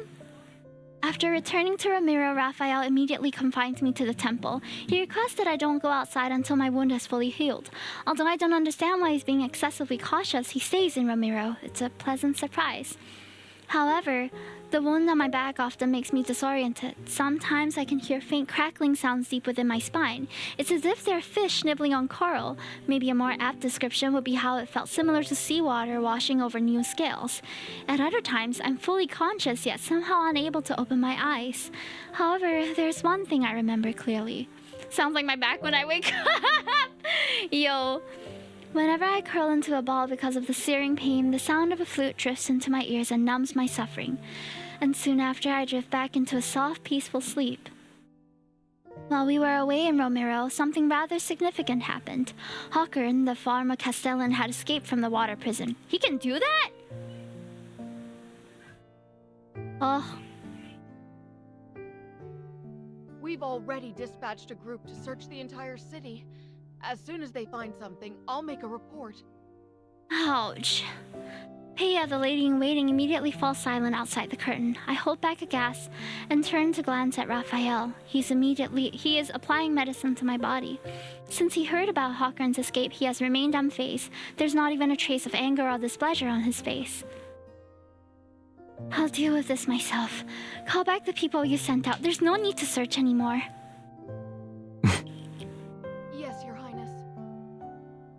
When I wave my hand, Peya quickly retreats as if she'd just been pardoned from execution. You let him escape. Beasts of the deep only bare their real fangs when facing death. Humans are no exception. Hi, Wing. Making him believe he still has a glimmer of hope will force him to reveal his plans. Aren't you afraid he might have a secret weapon? You should be prioritizing your health. He applies a slight pressure with his hand. I subconsciously try to pull away from the pain, but he grabs my shoulder and presses me back onto the bed. This ointment is made from gold feather algae. It's the best medicine for wounds in Lemuria. Stay still if you want to be hale and hearty again. Then be gentler. I am being gentle. Are human bodies so fragile that they can't withstand a tiny amount of pressure? Yet he still lightens his touch as he applies the medicine, his cool fingers gliding down along my spine. I could call for that lady in waiting and have her take care of you instead. No, you're doing well. I like it when you look after me. His face betrays nothing. However, in the dim lighting, I notice tiny scales rising subtly on his neck. I see. He likes being praised. I quietly take note of this small discovery. Also, his little scales appear when he's like shy or something. That's so cute. Hee hee hee. That night, I develop a fever again. It often happens during these past few days. Raphael says this means my wound is healing, but feeling dizzy with a parched throat is still a miserable experience. Raphael, could you lend me your tail to cool down again? No. We agreed that last night would be the last time. Aww. The Through the translucent curtains, I can see him lazily soaking in the pool, his tail creating ripples across the water's surface. It's not like I'll do anything. I only want to lean against it for a bit. Whose fever became so severe the last time that she thought she was eating fish. Guilty, I close my mouth. The heat inside my body is making me miserable. Raphael, are you still there? I think my ears are ringing. I can't hear your voice anymore. Truly? That's not good. With a splash, Raphael seemingly moves closer. I quickly close my eyes. After a moment, I hear the faint sound of flames burning metal. If your ears are ringing, then the situation is grave. We'll have to make a cut along each ear to let some blood out. I quickly sit up and grab the small knife that Raphael is holding over the candle's flame. You're done with your jest? It's not a good habit to give up halfway.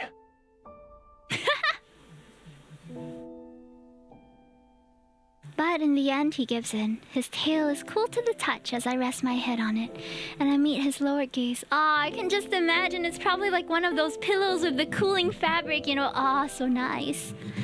How much longer do I have to wait for my wound to heal? You'll make a full recovery soon. The mirror beside me reflects a flash of red, and I see a floral pattern. It's slowly fading, but it's left behind a jagged, frightening mark. The voices I heard have become different. At first, sounds I usually ignore become louder. Bubbles popping, fingers brushing against surfaces, heartbeats rising and falling. Then the sound of churning seawater becomes increasingly clear in my ears. Even though the temple is far away from the beach, I can still hear the movements of the tide. Why are you so concerned about this injury? It will make you more like a Lemurian. Your senses become heightened, so you'll be able to hear the call of the most distant oceans and see extraordinarily vibrant colors. He absentmindedly runs his fingers through my hair. Is this like when Silas was becoming a dragon and it was really painful? You'll become an outcast on land. Ah. Then you'll be unable to hear any sounds unless they're in the ocean. You won't see any colors unless they belong to the sea. That's not very nice. Your legs will become too weak to walk on land, and you'll suffer. Seawater will flood your mouth and nose and rise in your throat. In the end, you'll drown on dry land. That sounds terrible. It doesn't look like you're afraid. Because you'll keep me alive. You will, right? He laughs softly, feels my forehead, then picks up a cup of water. He helps me drink it. If you try to make excuses again tomorrow, there's no guarantee. I like when he takes care of us. There's so many tender moments in this myth. I already know they're just building it up so that I have to let it all go. As I slowly recover, Ramiro's short summer arrives. The scent of flowers which had been absent permeates the wind. At night, I climb to the roof of the temples and look at the port. The people are setting up tall platforms for bonfires. Perhaps they're preparing for the Sea Goddess festival once again, centuries later, to express their reverence for the sea god.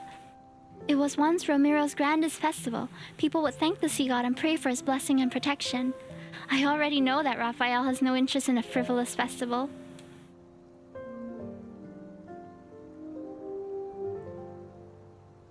You're still injured. I know, so I didn't leave the temple. I pat the spot beside me and invite him to sit down. Then I return my attention to the conch shell in my hand. It sounds terrible. He twirls a flute in his hand and unceremoniously taps the top of my head with it. That's not how you play it. I'm If sorry. the conch shell could express emotion, it would have already died of embarrassment. It wasn't that bad. Then teach me how to play it properly. I like that song. Why? It might be because whenever I hear you play it, all my pain disappears. Just as no one dares to approach the temple without a good reason, no one dares to go near the tower that once imprisoned me. I thought escaping from the tower would make me feel better, but I guess not. Your cage isn't in that tower. You can't leave the temple or the tower. You're afraid of losing the freedom to go where you please. Once your wound heals, nothing will be able to restrain you. The conch shell is taken from my hand as Raphael brings it to his lips. He's testing it out. Listen carefully if you want to learn. Okay.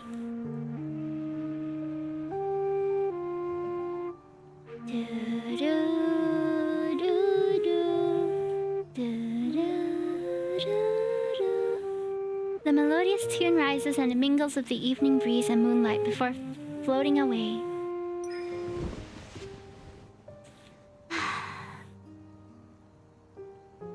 I lean against Raphael's shoulder and let the vibrations of his chest seep into my bones as he plays something in the depths of my heart. This island, Stirs. this entire region, shouldn't be unconquerable obstacles in your search for freedom. No matter how many identities Ramiro's people bestow upon you, you aren't obligated to fulfill them. You need to be willing to accept those roles. One of those identities is the bride of the sea god. What if I don't want to be her? Then don't be. But I feel a bit reluctant to just let it go. I let out a long sigh and gaze at the lights that extend from around the temple to distant places. I used to love Ramiro.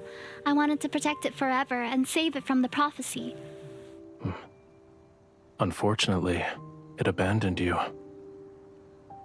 I'm just a tool to the citizens. They believe I will save their lives. Do you want all these people to disappear? If I said I wanted that, would you carry out my wish? If it would make you fall in love with me. I tried to imagine their deaths, but I doubt that will make me happy. Man would burn the world just to see us smile! Ah! What would make you happy then? When I don't respond, he hands me a long scroll. Those ladies in waiting delivered it. I look down and notice several ladies in waiting at the steps of the temple. They meet my gaze and bow nervously. I suppose they want me to preside over the rituals for the first day of the Sea Goddess Festival. I see. They're representing Ramiro in an attempt to win your favor. When the time comes, you'll have to confront many of the people who abandoned you. With apparent playfulness in his eyes, he brushes aside a strand of my hair and that the wind has blown across my face. How will you respond? What would you do? If it were me, His fingertip moves down and rests over my trembling heart. I'd ask this heart about what could make it happy. Ah! I don't know. What would make her happy? Okay, guys, I need a short moment to refill my water bottle and grab a quick bite. Not a heavy bite, just a couple of munchies because I can feel my tummy getting a bit hungry. So let's go on a quick 1 minute break. Okay, don't forget to follow me on my socials, and you can find solace on YouTube if, let's say, you would like me to, if you want to avoid the ads. Hi Brasmac, I see you, by the way. I'm so sorry that I haven't been answering the YouTube chat. Ember Rose Plays Game, I see you too. I haven't been chatting as much because we're trying to really immerse into the story, but we'll be resuming that shortly, and then I'll be chatting with you guys after the last, I believe 4 more chapters. Okay. Please give me a moment. I'm gonna refill my bottle. I think he just touched your chest. No complaints there!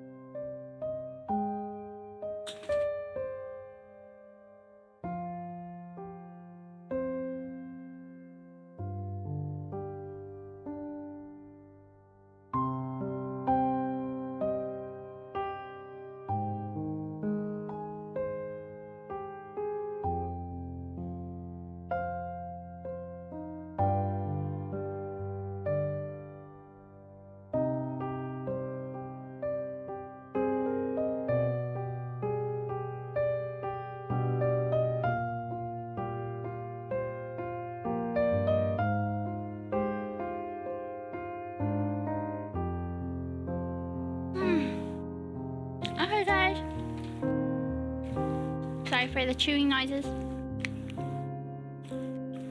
I just downed a bunch of biscuits because I can feel my tummy stirring. I'll be eating after this though, don't worry. Okay, let me drink some water.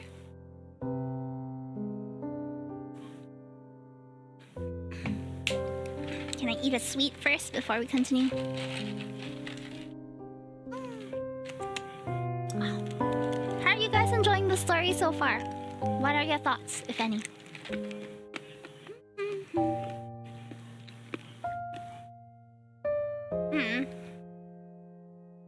The sweet I'm eating is a bit crunchy, so yeah, maybe not great for me to eat while reading.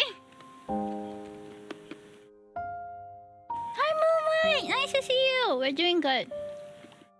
I'm starting to feel the feels well up in my heart though. I'm not ready.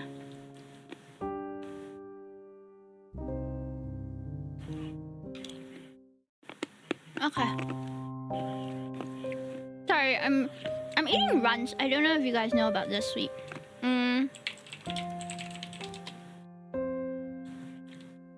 These. Oh, sorry for the. Ta-da! These are some of my favorite candy.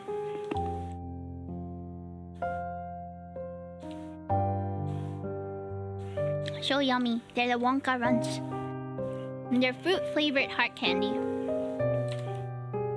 Yeah, I was having a banana one and a strawberry one. Okay, we're ready. I'm ready. Oh, my cat wants to have a bite of this. I better put it back in the fridge. One sec.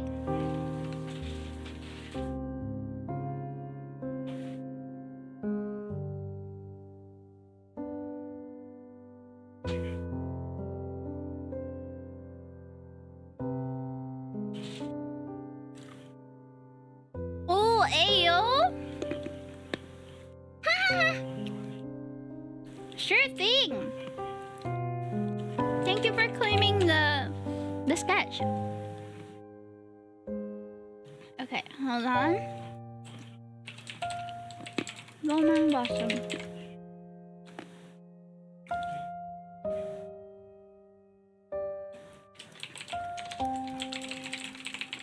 Alright. I got it. If you have a reference, could you send it to me? Okay guys, are we ready? Chapter 6. Let's go. No problem, you've been so supportive. Thank you for saving up your Toki tokens for it. With the toss of a torch adorning the flowering vines and seashells into the bonfire and the rise of dancing flames, the Sea Gratis Festival officially begins. I descend from the elevated platform by the shore, give the Samanio staff to Veri for safekeeping, and then remove the heavy crown from my head. Thank you, Your Highness. No need. In the end, I agreed to preside over the ritual for the Sea Gratis Festival. The reason is simple. Because the sea god was forgotten and hated for centuries, I'm the only one who still knows how to perform the ceremony. Of course, this ritual respected the sea god's opinion, so many of the complicated, extravagant elements were eliminated. Why did you think the sea god would enjoy a dance that looks like crabs are fighting? It's better to save your energy and make more fried shrimp cakes instead. Oh, yeah, that sounds yummy. These are actually delicious. It's an ancient dance that was passed down for generations. It's supposed to display the sea god's majesty. Actually, you have a point. It does look like crabs fighting. As I walk into the resting area surrounding my curtains, Rafayel examines the piles of crates filled with offerings. It's as if they formed a small mountain. Because he said the fried shrimp cakes from the city's eastern district were delicious, people rushed to replace their offerings with fried shrimp cakes. Why don't you make more special requests? You could ask for their assistance when you dive into the deep for pearls. I suspect the pearls that the Tome of the Sea God mentioned refer to something else, though. Aren't fried shrimp cakes special? Oh, now I want to draw him eating a shrimp Food cake. in the sea is too soft. Nothing has a unique texture such as this. He breaks up a small piece and puts it in my mouth. Then he tosses upward a bubble filled with water to wash his hands. That's convenient. As for the pearls, it can't be completed in a day or two. You also don't have to scour the entire sea for oysters. What you need to do now is... His fingertips lift my necklace. His eyes reveal what he's saying. Apply medicine. I loosen my collar and sit off to the side. When I think about how this wound is almost fully healed, I feel a tinge of sadness.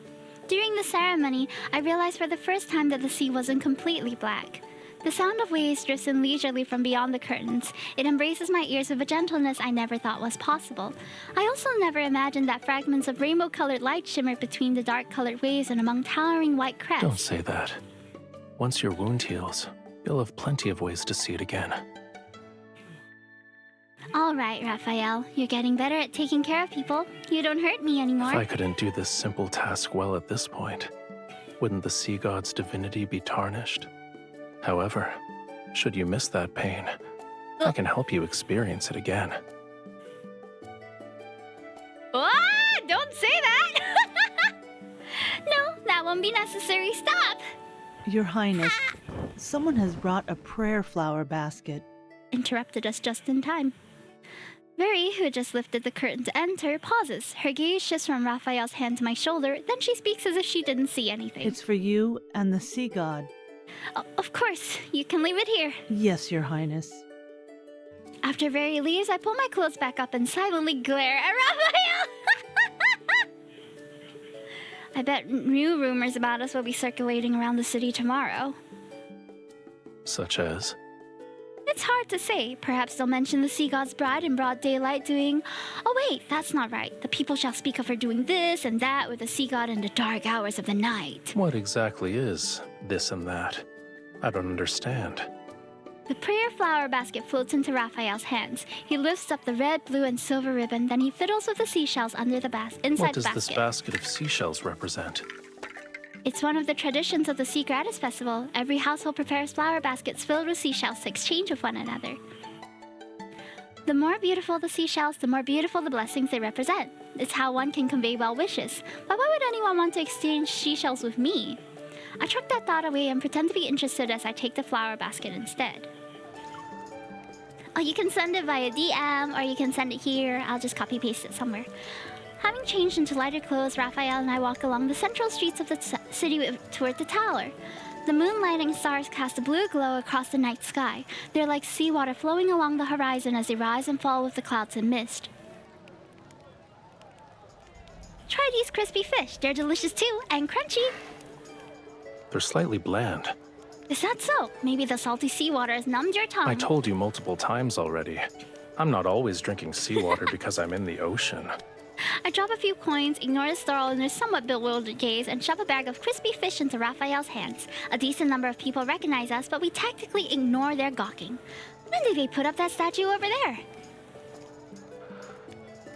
I saw craftsmen hammering away at it not too long ago. At the end of the path stands an exquisitely detailed, majestic statue of the sea god. He wields a trident as he stands above the whitecaps. 1, 2, 3, 4. Wow, your abdomen is well defined. They're putting in a lot of effort into flattering you. Perchance a little too much. I love that this is a What do you canon mean? line. It's a faithful depiction. It's far more accurate compared to the previous sea god statues. The older ones were incredibly imposing and masculine. Their beards were longer than their hair. When I heard your voice for the first time, I couldn't believe you were the sea god. You sounded too young. You're not wrong. You saw it yourself in the sea god's tomb. Those sea gods had flowing beards longer than their hair. Good night, Lord Devourer. I took a moment to recall the statues I saw there. You're still the most handsome one. You have my thanks. He raises his hand slightly, and the seashells placed near the base of the statue shimmer with a crystalline light. It's akin to a silent response from a god. Seeing my questioning look, he smiles. I still believe humanity's faith is fragile. The slightest touch can shatter it. However, the meaning of festivals is equally important, whether they are here or where Whalefall City used to stand. Aww. Just for today, I can let them be happy for a bit. It's not difficult. Oh, yeah, let's enjoy the festival together, Raphael. I hold his fingertips. Raphael, before you fell asleep, you must have been a likable sea god. Even though you've lost your memories, you still long for Whalefall City. You want to awaken all the Lemurians and bring them back to their homeland. Making unfounded judgments like this is usually a dangerous sign. Who says it's unfounded? On a small scale, you dislike human worship, yet you still respond to their wishes. On a larger scale, you saved everyone during the lunar eclipse despite the fact they hated and insulted you. And most importantly, I loved you once. It was enough to forge a covenant with you. At least that proves you're worthy of affection. You're worthy of being loved. Now it's your turn. I gave you plenty of compliments. Isn't it your time to compliment me now? Your eyes are bright. Your hair is soft. Oh. And you remind me of a proud little crab when you smile. When you're angry, you're like a prickly sea urchin. I've never been so happy to be called a little crab or a little sea urchin, chat. I like that so much. I'm gonna save that. Yeah, my cat is looming over my iPad, by the way, so if she accidentally touches it, I apologize. Does the last part count as a compliment? Of course, if you lived at the bottom of the sea for thousands or tens of thousands of years, you would know how precious it is to see even a sliver of vibrant color. I open my mouth, but I'm unable to find the right words. The basket in my hand slightly sways. Oh, that's such a lovely line. He hasn't seen color for so long, and that's why he likes the vibrancy of the life on land. I lower my head and see a little girl slipping a pink seashell into my basket while taking another one. After we make eye contact, she immediately scurries back to her mother, who's the stall owner selling crispy fish. The stall owner struggles with how she should respond. Then she gave me a forced smile. See? The people here like you too. That's not it. It's... Whether it's belated guilt, cautious appeasement, or even more complex emotions that are impossible to articulate, I can't say. I haven't done anything to deserve their affection. It's because you're you.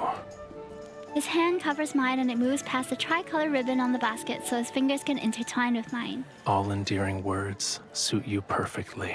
Oh! This man is so romantic! So good. Love and therapy before they punch me down again! By the time we return to the temple, there are a few more colorful seashells in my basket. It's not a lot, however.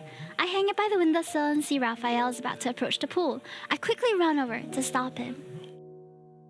Wait, there's still something we need to do. This and that in the darks of night. I take out the floral liqueur I had very prepared and pour it into... Ooh, we're drinking! We celebrated with everyone else. Now it's time for our private celebration. The Sea Gratis Festival is also for lovers. People collect elderflowers during the spring and use them to brew a liqueur. You're supposed to give it to your beloved on this day. Does this contain your entire spring's collection? I bought it. I was still locked up in the tower in spring. It's all right. I don't mind. Rafayel picks up his glass and gently clinks it with mine. The floral liqueur is sweet and pure. After drinking it in one go, I refill both glasses. Let's go! Now that it's just the another two of round. us, is there anything you want to say to the sea god? To me? Oh. Huh? During the ceremony, your chants were filled with other people's words to the sea god. They were not your own. Don't you want to tell me something? Maybe I can make a wish come true. Ah! I wish you could fall in love with me soon. I hope you'll succeed in your revenge. Don't become the... Ah! If I wish for you not to become the sea god, would it be weird? What makes you say that? Compared to the sea god you might be in the future, I prefer Rafayel. I don't want you to forget that name. I'll need your assistance then. Help me ensure this name and these memories are deeply engraved in my heart and soul. Make it so erasing them is impossible. As our glasses clink and the floral liqueur slowly disappears, Rafayel suddenly holds his hand out to me. You told me that during the Seas Gratis Festival, humans exchange seashells to give blessings to each other. I've already given you a seashell. Shouldn't you give me something in return? So many jokes that we could make with this, but we are not going to. I touch the seashell necklace around my neck. I rack my brain for what feels like ages, yet I can't think of anything that would be of equal value. I slip a pearl ring off my finger. I've worn this since I was a child. It's not the pearl that the Tome of the Sea God told you to find, but I'll give you a blessing that only belongs to this ring. May all your wishes come true. When the time comes, remember to take me to Whalefall City. I heard that rings are often gifts that symbolize romantic devotion in the world of humans. Does this mean you've fallen in love with me?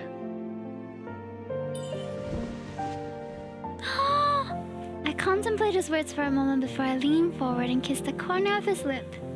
What do you think? I think I need some more convincing proof.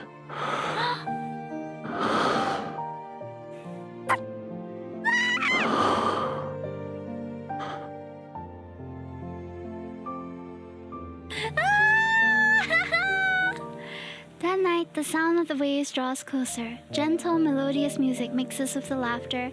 As Fantasia sharks swim overhead, vibrant colors burst before my eyes. Someone reaches out to hold my hand. My veil is lifted and I'm led toward the light. Then, the music and laughter transform into weeping and screams. All color fades until a dull gray, and the hand that's tightly holding mine gradually turns cold. Seawater engulfs everything. The cold overwhelms the world, and even the last melody played on the flute sinks into deathly silence. But that hand still doesn't let go of me. What's that supposed to mean? That's a cryptic dream, girl. When the sun rises, come to the beach. I'll take you somewhere special. On the last day of the Sea Gratis Festival, I wake up and find a note Rafayel left beside my pillow. Rosy daylight spreads across the horizon and paints the sky in distinctively warm colors. Yet, the wind carries an unusual chill. There's a smell. It's a repulsive, fishy stench. I swiftly draw my silver sword and block an attack that was aimed at my heart. Yet something akin to sharp claws pierces my shoulder. It's like a coiled tentacle that's covered in thistle-like barbs. They dig deeper into my skin while I struggle. It's been a long time, bride of the sea god. No! So that's where you went, Hawkern. Still maintaining his sanctimonious facade, he emerges from the darkness. Behind him, several grotesque elongated shadows extend outward. You were waiting for me. Your trap is too obvious. The toxin from the barb seeps into my body. My body becomes numb, but I doubt I'll dump for it. Too bad. The sea god deceived you with a few empty words. You're still under his spell. Do you actually believe he'll save you? He'll only lead you to your death for his own selfish desires. His eyes gleam with malicious intent as my consciousness begins to fade. Traces of light are gradually devoured by darkness. Don't resist. Now then, follow me. No! Everything I've done is for Ramiro.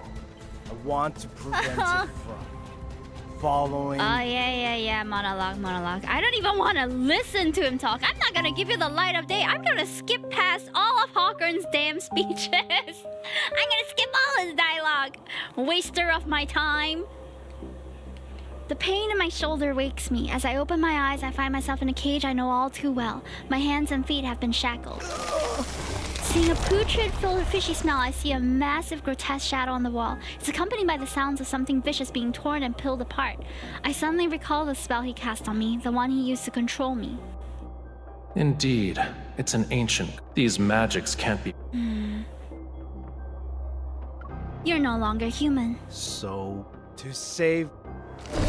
The shadow on the wall suddenly contracts. A moment passes and it slowly returns to a humanoid form. With so many sea monsters parasiting your body, aren't you afraid they'll eventually devour you? You'll be turned into a real monster. The human. I need a butt Nothing? Noticing the countless festering cracks and deformed joints in his hands, I feel nothing but shock and pity.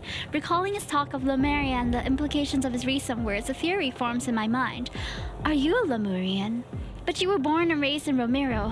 Lemuria was destroyed tens of thousands of years. He yanks the chains and I'm forced to look into his eyes that are filled with ominous darkness. What? He seems to have lost his mind with his obsessive delusions and hatred for Rafayel. However, his words aren't complete nonsense. Provoke him! You're making up baseless claims. How are you so sure that killing Rafayel will resurrect Lemuria? Perhaps everything you're doing is wrong. Maybe you're the one who will truly destroy Lemuria. Everything I do. The wound on my shoulder is torn open again. I endure the pain and continue speaking. Then how is this related to you kidnapping me? Don't you... A tentacle tosses something at my feet. It's a small, fractured stone tablet. However, I recognize it instantly. The Tome of the Sea God. It's very similar to the one in the temple. The patterns and text are almost identical. It was as if it was broken off from the larger stone tablet. You are the The blood from my shoulder drips onto the stone tablet and the blurred text remains a faint golden glow. Find a true love, when blessed with true love's kiss, claim her heart by your own hand. A heart pure, flawless, and filled with love, best offering can give to Lemurians. The prophecy from the Tome of the Sea God that I read was incomplete. Do you truly... Hawkern gives me a mocking gaze that's filled to the brim of contempt. I knew that was coming up. We did read part of the Tome of the Sea God in the previous myth before. I don't believe you! What a... You don't need to know that. How? Ha ha ha ha! Hawkern pulls out a bottle covered in verdigris and unscrews the stopper. An eerie vapor drifts out. Oh. See. I hold my breath, but the eerie vapor seeps into my skin in an instant, invading every fiber of my being. Within moments, dormant memories awaken like magma breaking through frozen earth. It burns every blood vessel and nerve within me. Ouch! My mind is plagued into chaos, yet something gradually comes into focus. Are you willing to be my follower? Oh, I remember this.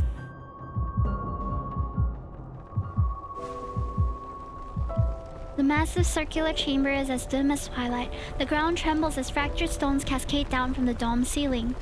This is... My body is suddenly pinned down. A sharp dagger is pressed against my chest, its tip drawing drops of blood. Rafayel? No, that's not right. The Rafayel before me is brighter, more radiant, young, and a young man. Yet the blue flames that burn in his eyes and his expression are unnaturally detached. In his hand, he tightly grips the sharp dagger. It's poised, ready to pierce my heart. I can't make a sound. I grab the handle of the dagger and use all my strength to fight against death itself. The trembling tip of the dagger freezes. Run. But the detached hostility returns to his eyes as blue and golden light radiates from his body. As my follower, you must offer your heart to me. A Lemurian bond holds great power, but it's also a chain. The Sea God should have no weaknesses or constraints.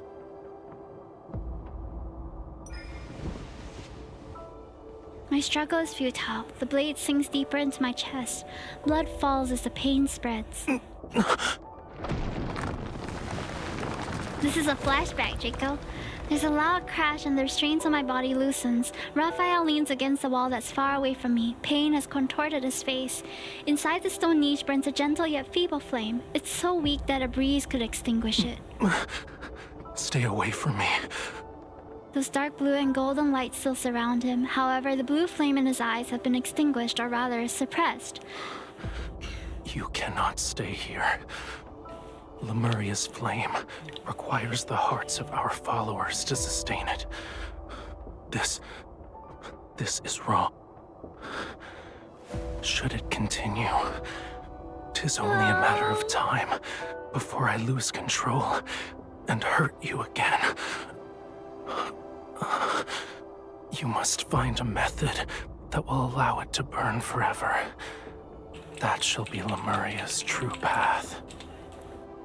The flame from the niche gently floats to Rafayel's fingertips, then it transforms into countless delicate threads of light that flow towards my chest.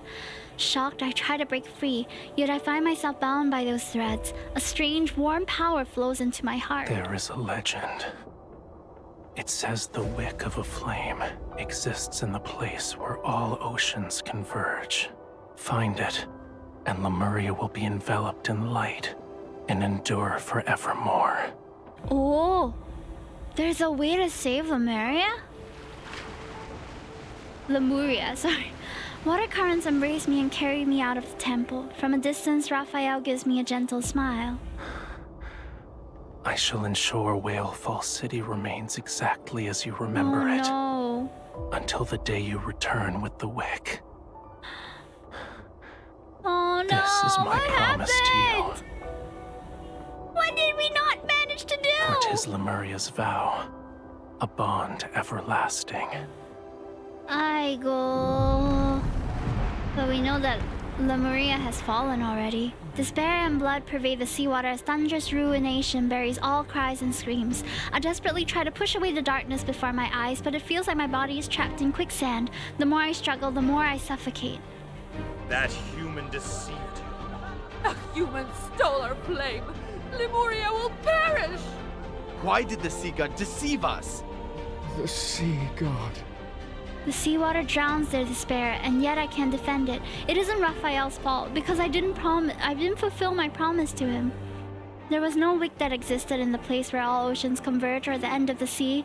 Lemuria could never exist forever. Lemuria was a civilization that should have never existed. Destruction was its predetermined fate. The last god of the sea perishes along with Lemuria, and they dissolve into the ocean.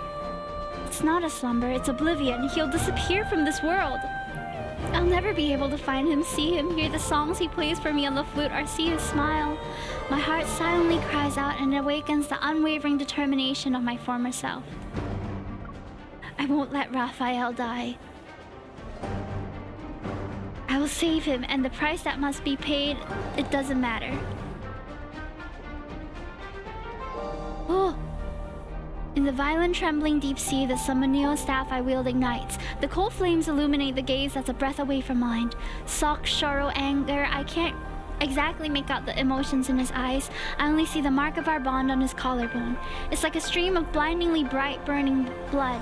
Countless threads of light transform into ruins. I raise the staff and let a phantom pierce his body. I hear my own heart as I speak. Every single word is a part of a merciless command. Oh my god. With the power of Lemuria's vow, Raphael, you shall be forever imprisoned here until Lemuria welcomes the opportunity for rebirth. Until the world reaches the moment where you can be awakened. This divine gaze, once clearer than seawater, transforms into the black tide. It freezes when he looks at me. You betrayed me. Once the seal is complete, he's plunged into the depths of the abyssal waters. I hear a deafening sound as if the entire ocean is being split apart. Boundless black waves surge from all directions. His dissipating figure becomes rain that falls upward. Whoa! I'll cut out your heart with a dagger honed to my darling, and in love's faith, your heart will become my faith. Your body will be washed clean, shine like a pearl. I will care for your heart. Till we meet again and you reclaim it for yourself.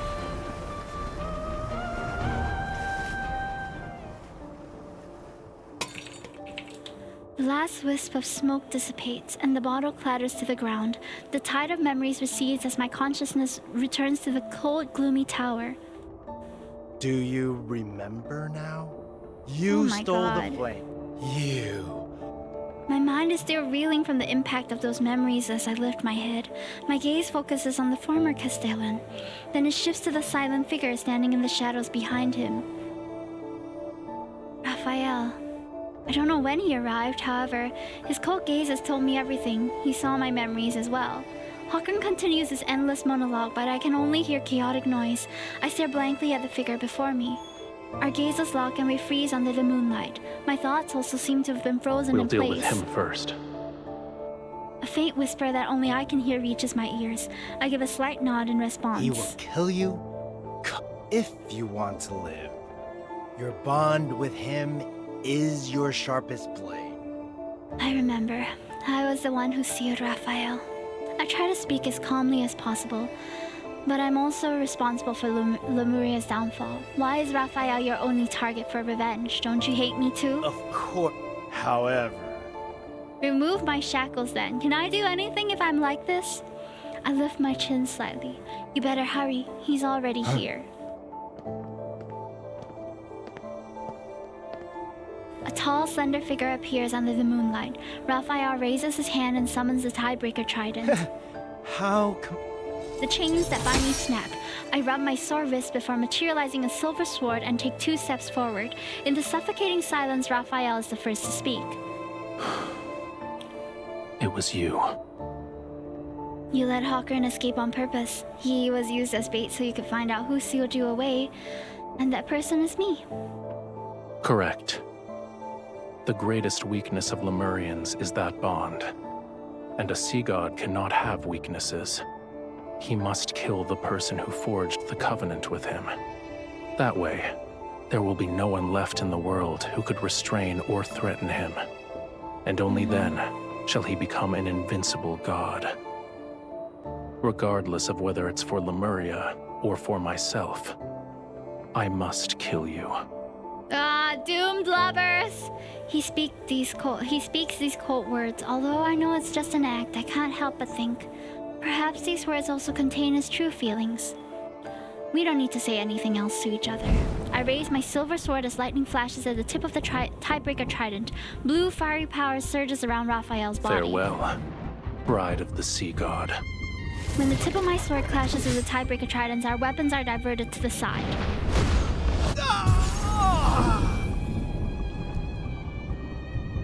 As the light fades, Hawkern's eyes are filled with terror, yet he cannot move. His body shatters amidst flying sparks. A putrid stench fills the air as vicious fluid seeps between the bricks and spreads across the floor. Don't taint Lemuria's glory with your disgusting ambitions. Oh. A man who lost himself to madness has no right to save Whalefall City. Hawkern's eyes bulge with fury as guttural sounds escape his throat, then he crumbles and turns to ash. Raphael withdraws his trident and brushes away the dark embers from his body. Your hand.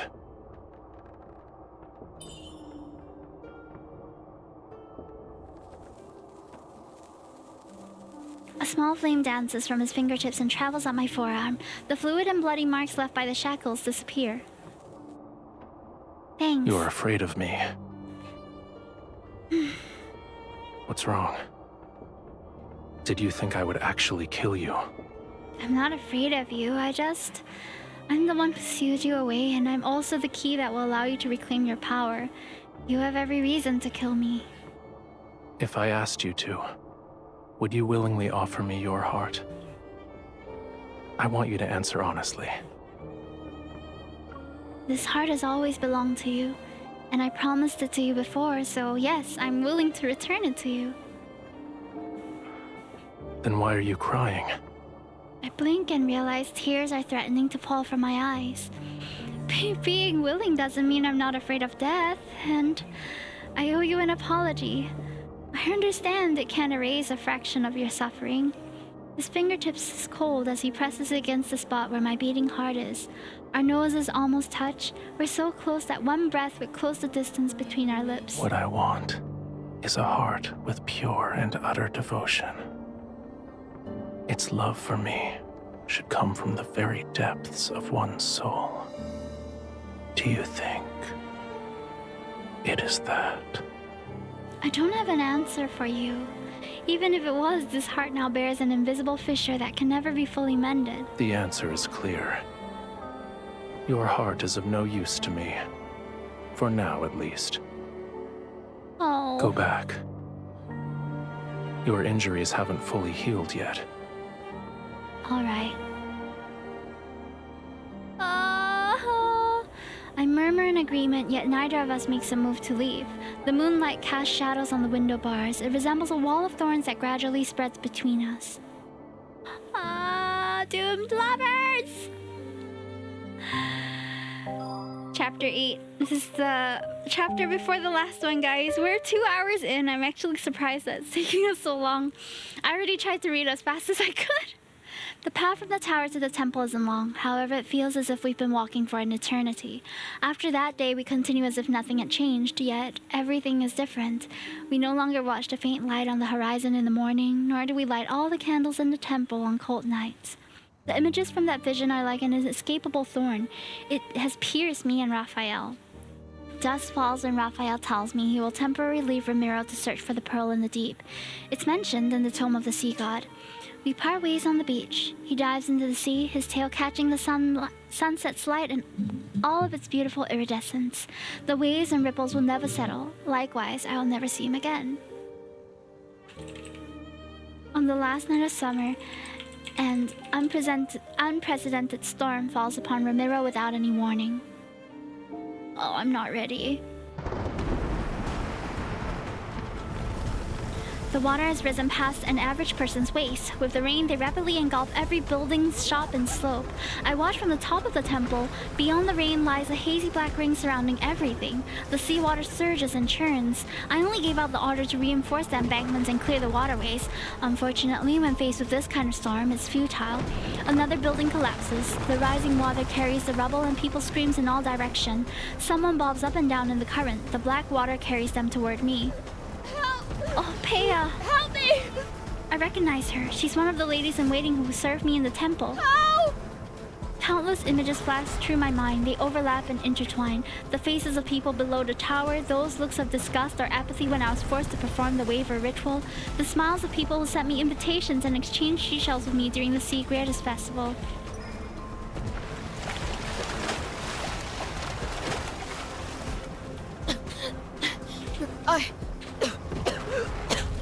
The nearest shelter is to the north. Go. Before she thanks me, I harshly interrupt her. The lady in waiting steadies her weakened body. Her eyes, once soaked in despair, flickers briefly with hope before it dims. The flood has washed away all the city's shelters. Aside from me, there are others who have nowhere to go. Carrying debris, the roaring flood crashes against the temple. The building trembles, yet it still remains steadfast.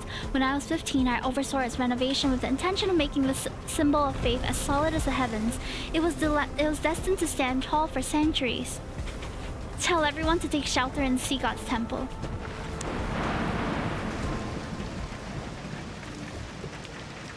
Your Highness, we did a search and... People who escaped the storm are put into small groups in the main hall. They anxiously watch as I stand next to the statue of the Sea God. I look outside. The rainfall wraps around Ramiro like a sheet of rough gauze. It covers everything in a deathly white as far as I can see.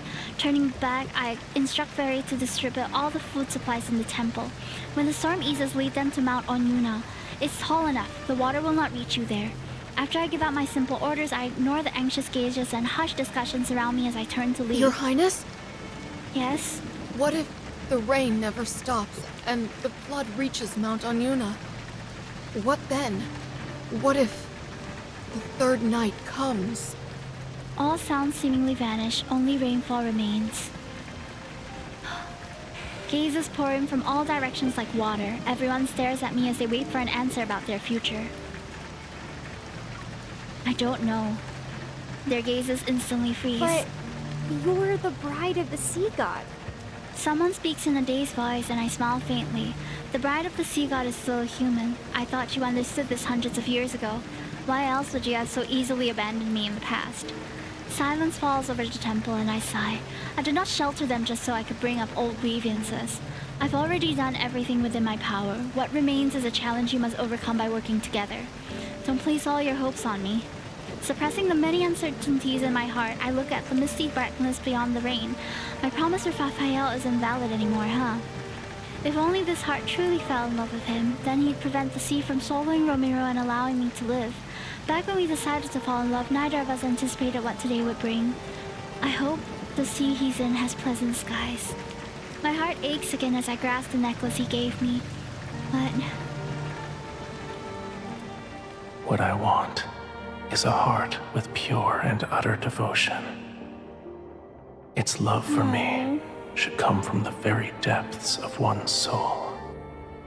Do you think it is that? I don't know. I still can't give a definitive answer to the question Rafayel asked me that night. However, no matter what happens, I can't let Ramiro sink. I must survive until the day I see Rafayel again. We already kind of know what will happen from the trailer, but this journey was still... the pain! The pain is so good! Several days later, the torrential rain finally stops while everyone sleeps. The howling winds subside to stomach's tent. Wading through the accumulated muddy water, the ladies in waiting carry out my orders. They evacuate everyone from the city. I press my faintly aching temples. I'm unable to dismiss the ominous premonition lingering in my heart for some reason. I look up. The moon has vanished without a trace. Moonlight drowns in murky gloom. Within the blink of an eye, black clouds swallow the last trace of light from heaven and earth. The eclipse! The eclipse! After being momentarily stunned, I finally realize that there are no black clouds in the sky.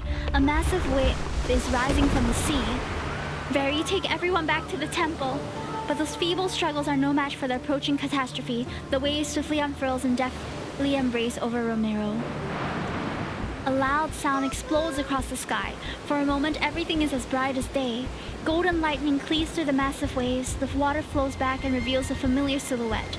The seashell necklace around my neck begins to shake violently. Raphael? The massive wave collapses. The large water splashes touch the land. Raphael raises his tidebreaker trident, and the scales on his tail reflect the piercing cold light. The trident is swung down with a great force. Heavy storm clouds are transformed into scorching, powerful winds that sweep across all of Ramiro. Wherever the trident points, flames more brilliant than the blazing sun ignite across the water's surface. The sea god? Is that the sea god? To control the currents and the tides, without a doubt, this is Raphael's power.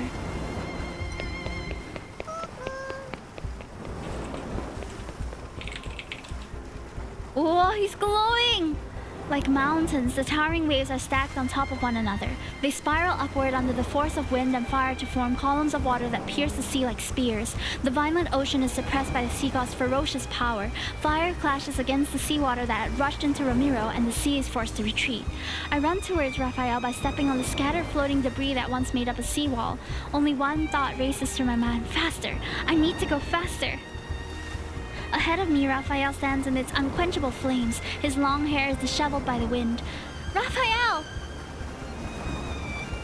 Water and fire illuminate Raphael's eyes as he looks at me. A divine power surges in his gaze. It's as fierce as the turbulent currents surrounding him. Not even a trace of my image is reflected in his eyes. You shouldn't have come here.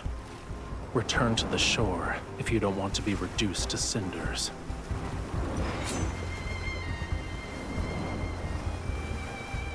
I swing my sword to create a gust. It cleaves the flames, and I leap through the opening to reach Raphael.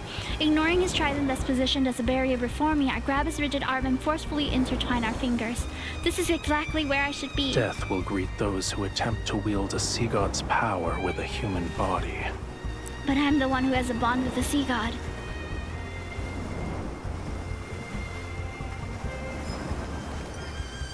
I won't die that easily.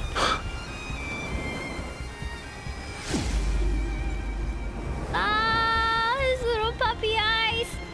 As soon as we resonate, a scorching heat that feels like it could burn everything spreads from Raphael's palms to my body. Divine power surges. At the same time, something else flows into my heart. In my daze, I realize it's everything Raphael has never put into words. In the dark depths of the ocean, the sea ritualist hymn drifts down ethereally from the surface. It awakens his anticipation that has been suppressed for eons. During one of Ramiro's short summers, the indifferent sea god's heart experienced pure contentment and joy for the first time. After he left the temple with the excuse of searching for the pearls, the wave undulated like his fluctuating thoughts. All the time that we spent together, my feelings for him were never unrequited. Raphael supports my waist as he hugs me from behind. His embrace is scorching hot. Feel it. Now wield it as if it were your own. Divine power collides with my nerves. My blood boils as my eyes become the same color as Raphael's. Power representing heaven and earth advances between our fingers. The last wave that threatens Ramiro is intercepted by fierce flames. Powerful resonance! Suddenly, the wave freezes just as they're about to surge forward with a howl. A beam of sunlight breaks through the thick clouds and shines upon me and Raphael. Immediately, the waves fall as if weightless. They shed their ferocity and gently push toward the shore. My heart beats like a drum, but it's quickly drowned out by the jubilant, distant cheers of relief from those who narrowly escaped disaster. The tide has receded. Aren't you going to let go of my hand?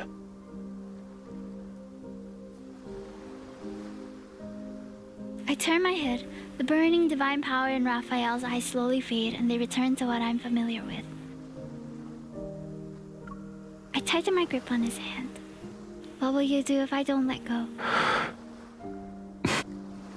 A long time passes, then he smiles faintly. Keep holding it. Neither of us will let go first. Ah! Okay. We're on the last chapter, chat, and I am not ready for this. Brace yourselves. Houses that were once submerged reappear. The ships, once swept away, are pushed back to the shore by the waves. People emerge from the temple where they sought refuge, and they slowly begin to rebuild their homes. After finding some medicine in the temple, I return to the shore by the port. Raphael's leaning against the rocks. His eyes are closed and the dim daylight covers his body. His complexion looks paler than it actually is. He's asleep.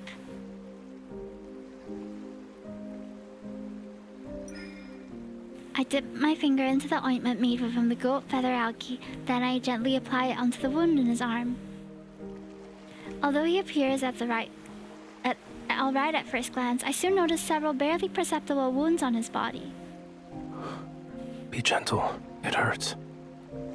You call me fragile, but the sea god's body isn't that sturdy. Despite saying those words, my movements become slower. I treat his wounds with the utmost care. Weren't you searching for pearls in the deep? Why did you return? You thought I wouldn't? I thought you'd be upset for a longer period of time. I'm not upset. However, that doesn't mean I didn't care. His fingertips touch my palm and gently trace one of its lines. A Lemurian bond grows stronger with love. Back then, our bond was so powerful that you were able to seal me away for tens of thousands of years. Oh geez, has it been Only that a long? love with such pure and utter devotion is capable of doing that. Oh. It sounds like you haven't made peace with it. Of course not. He suddenly lowers his head and bites my knuckle. Ow! However, I don't dare to pull my hand away. It wasn't a day, a month, or a year. What I endured is longer than what a human can possibly comprehend. Millions upon millions of years. How could I possibly let you off so easily? Of course, you need to avenge yourself by never leaving me again. After I finish applying the medicine, he stretches his body and brushes away the sand that's clinging to his skin. I heard you protected many humans. Yeah, at the end of the day, I can't bear to see so many pointless deaths. I still don't like Ramiro, but I can't bring myself to watch it perish. You didn't do anything wrong.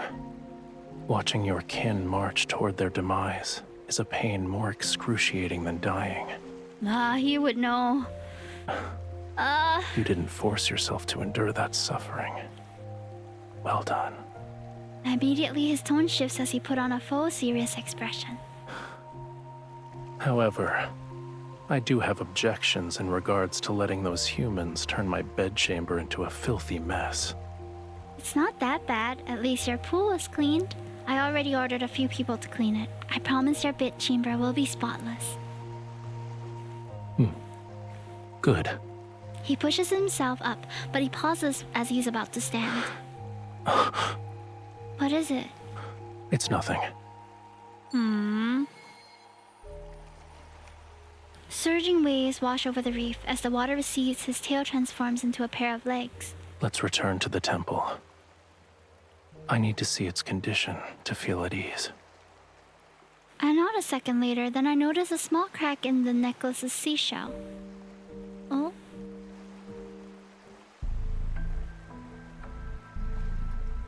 After that day, Ramiro gradually returns to its former state. There are no more sudden high tides and no more unexpected storms. The text in the Tome of the Sea God remains the same. The nightmare of Ramiro being submerged seemed to vanish into thin air along with the overcast sky. The prophecy didn't come to fruition. Romero won't sink. The sea god and his bride protected us. We must express our gratitude and worship them forever. The people are immersed in the joy of surviving the catastrophe. They renovate the temple so that it's more magnificent and elaborate, erect taller statues, and supply Raphael and me with an endless stream of gifts. But has the dust truly settled? Your Highness. Passing through the crowd of onlookers, very hurriedly approaches and bows before me. On the shores lies a dead, enormous silver fish. It's almost as long as several adult men, as if they were lying down and lined up in a row. It was discovered by the fishermen who were preparing to set sail this morning. Oh. We don't... Maybe this enormous fish is a good omen from the heavens. We might have a bountiful fishing season in the near future. I approach the creature to get a closer look. The unease that has been lingering in my heart grows heavier. If I'm not mistaken, this is the Calamitas Pisces that mentioned in the ancient text. It's a harbinger of misfortune, an omen of disaster. The dark clouds that appeared during the lunar eclipse hasn't fully dissipated, and now the Calamitas Pisces has appeared. Romero can still sink below the waves. For now, I can only act as if nothing is wrong. Worry not, find a suitable place to bury it and clean up this area. Yes, Your Highness. By the way, Ramiro was spared thanks to you and this... The people want to prepare a feast to properly celebrate. They wish to... I understand. We'll discuss it when the time comes. I walked toward the temple and I tightened my grip around the seashell necklace. The crack had deepened these past few days. The seashell had begun to fracture in other places as well. I don't want to guess what this means. I just need to see Raphael quickly. Maybe then I can dispel some of the unease in my heart. Why is our necklace cracking? Raphael, I need to ask you... Raphael? Stopping the storm that night consumed too much of Raphael's power. He's been staying in the temple to rest. Yet right now I sense something is off. I don't hear the sound of flowing water by the pool. When I left, he was still dozing by the water's edge. I rushed to the pool only to find that the springs have dried up. The water resembles an inky black void. Worried that something happened to him. Oh, we jumped down. The black water is unbearably cold. I grit my teeth and dive deeper. I soon spot Raphael's figure. He appeared to be unconscious as he sinks into nothingness. Raphael! Mustering all the strength I can, I grab him. However, I'm not strong enough to pull him up. Oh, this won't work. I need to wake him up. I steady my breathing while I press my hand against his chest. I try to resonate so I can awaken some of his power. Yet time passes and there's still no response. His power is like the dried up spring. With most of it gone, it cannot respond to my resonance or voice. Why is it like this? After the initial shock, I'm momentarily at a loss. Then I notice the churning currents rushing into the deep. A bold idea appears before me. There's a location that's closely connected to the sea god. I hold the unconscious Raphael tightly around me and swim in the direction of the current.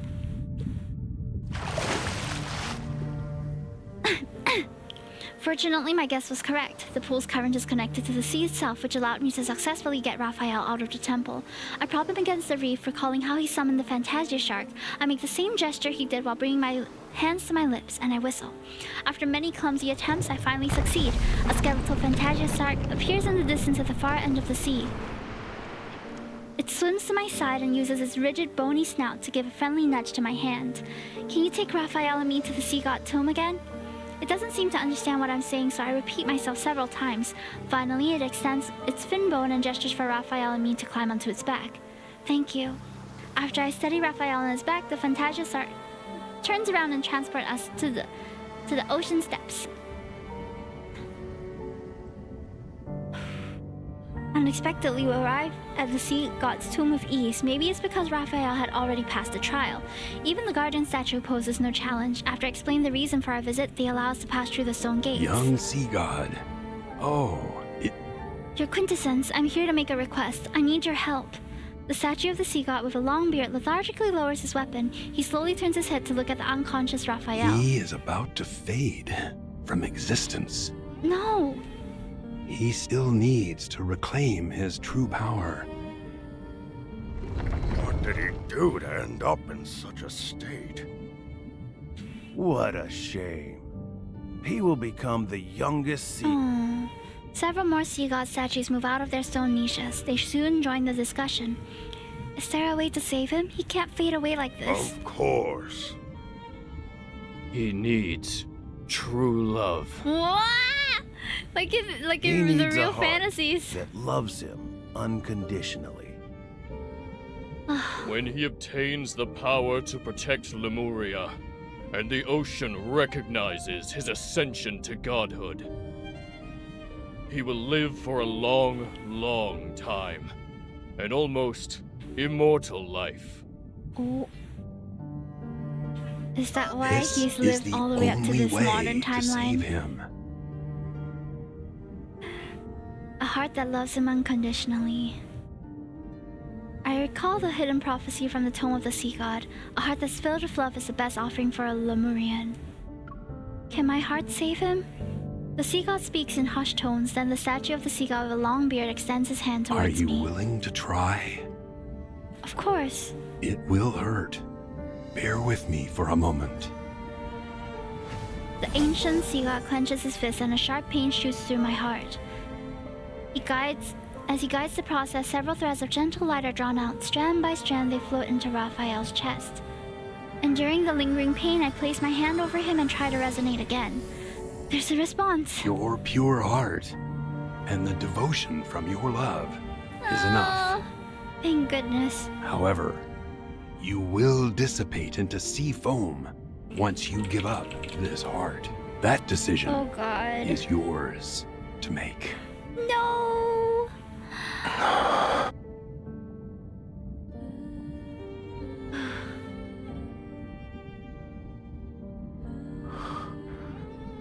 The sea god's tomb.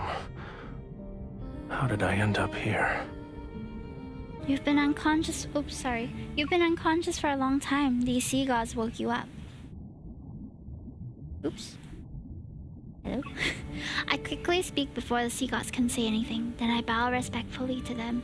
The sea god with a long beard gives me a profound, knowing look before slowly turning toward Rafayel. The last sea god of Lemuria. May you find true salvation. Thank you. The sea god statues slowly retreat into their niches. Raphael turns around and I meet his intense gaze. You're hiding something from me. You're the one who's been hiding things from me.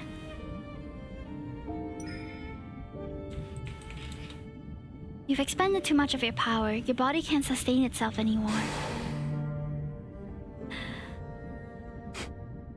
Are you underestimating me? Defying a prophecy from the Tome of the Sea God did take a considerable toll on me.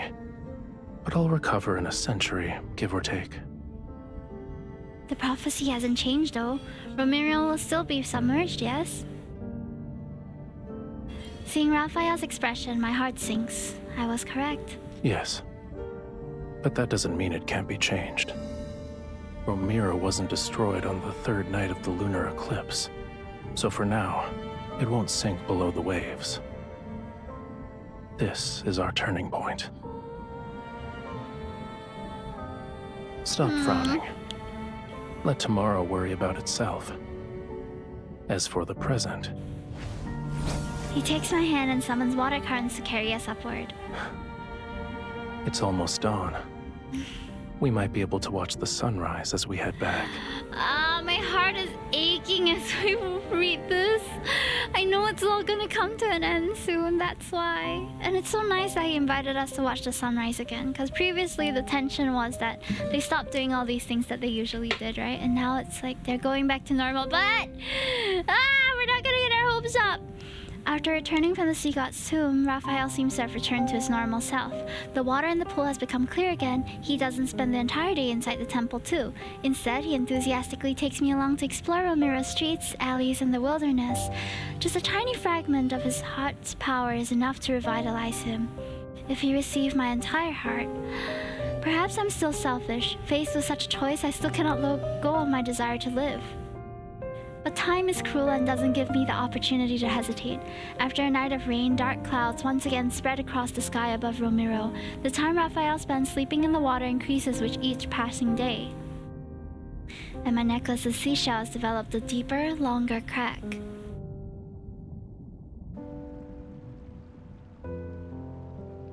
Raphael, the sky is cleared. Should we go on foot to the Mount of Anyuna? The rest of my words are stuck in my throat. A large segment of Raphael's tail that's immersed in the water has turned a dull gray-white. You're overthinking it. Humans have all sorts of hair colors. Why can't my tail change color? So, what were you saying about the foot of Mount Anyuna? I was just wondering if you'd like to go out for a walk. He pauses, and his tail sways gently beneath the water's surface. I'm not in the mood. You can't turn your tail into a pair of legs anymore? Your imagination is getting wilder by the day. Oh. He parts the ripples on the water's surface. Under the undulating waves, his tail transforms into legs. You wake me from my peaceful nap and throw an accusation. He adjusts his position to rest his head on my lap, and he closes his eyes.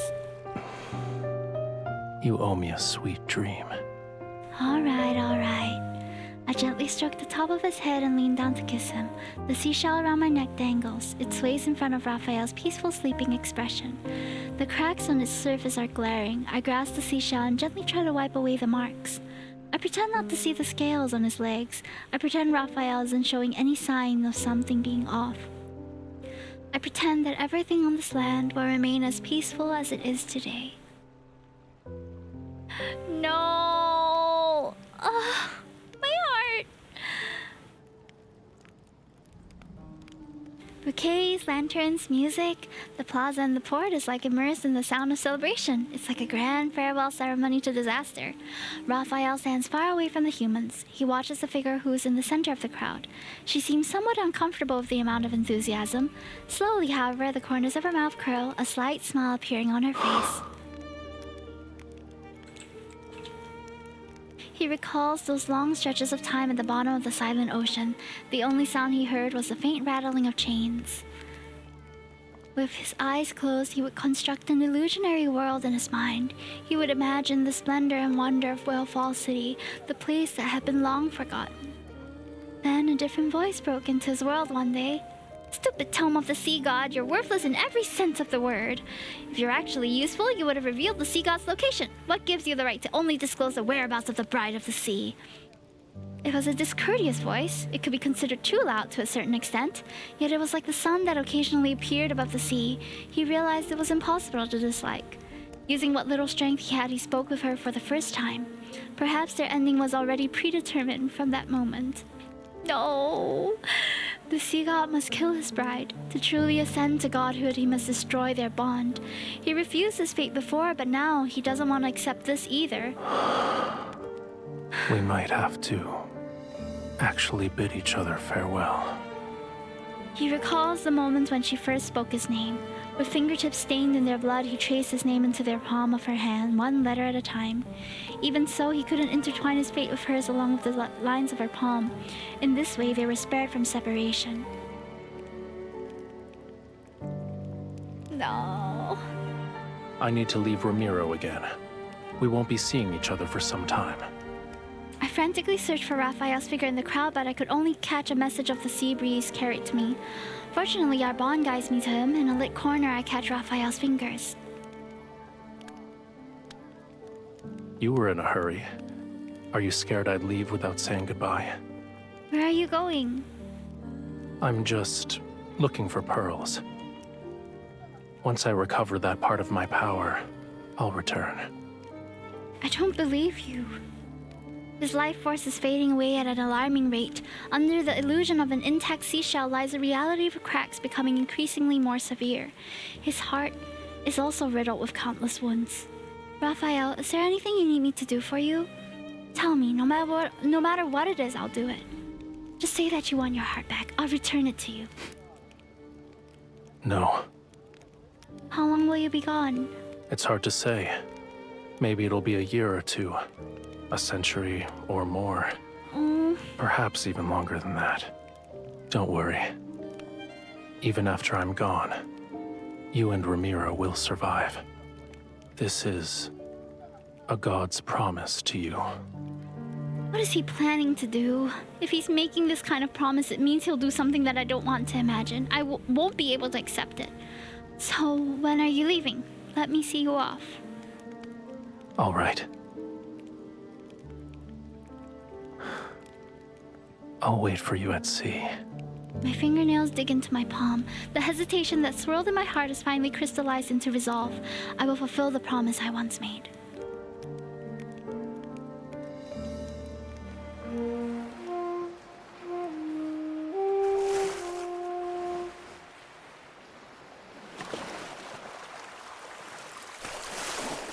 Hi, Raphael. It's a simple melody, yet you still haven't learned it properly. I'm not very musically inclined, not like you. Ramiro taught me how to be a ruler, not a musician.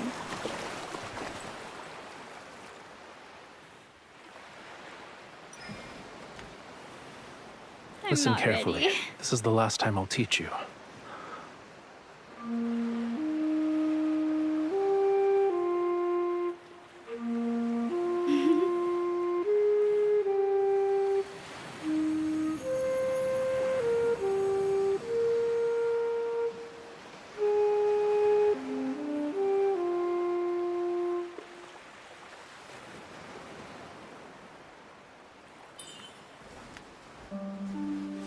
It's a beautiful instrument. The tides have changed. The sea inevitably returns to where it belongs and separates from the land. But the sea always meets the shore. We could see each other again. Oh.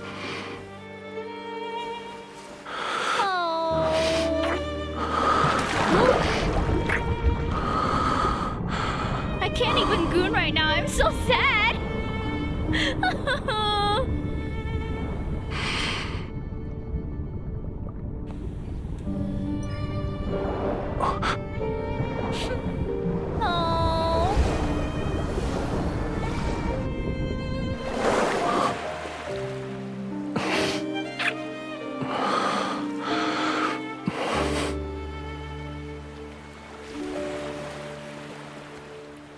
You want to say something else?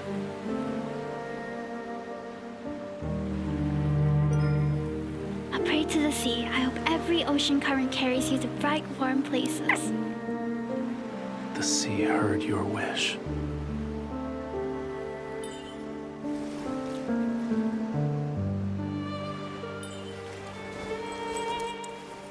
You said it was once part of your heart. It's time to return it to where it belongs. The place you hold in my heart far outweighs this little scale.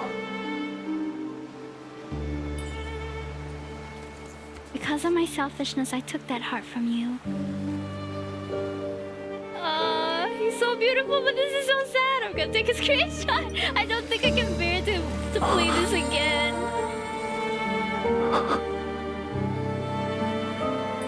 Now, with the power of the sea god spell, I order you to obey me.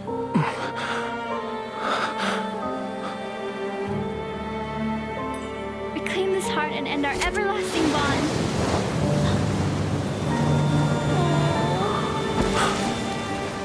No, I refuse to accept this betrayal.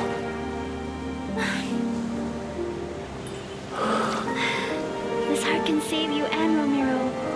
The sea god doesn't need this heart. Our bond, it cannot end this way. I won't allow it. Although our covenant has been broken, I become one with the sea. The text goes really fast, but I'm too caught up in the feels to read. Oh, it's like the Little Mermaid, where she turns into sea foam. Some people observe that his shadow makes a full round, so he really stayed there from night to day, day to night. Oh, Raphael!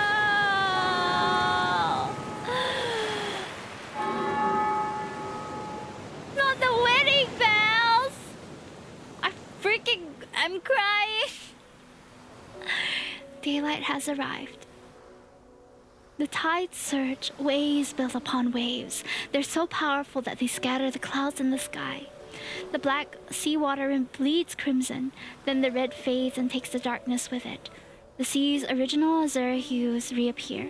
The bells in Ramiro toll ceaselessly as massive waves engulf the world.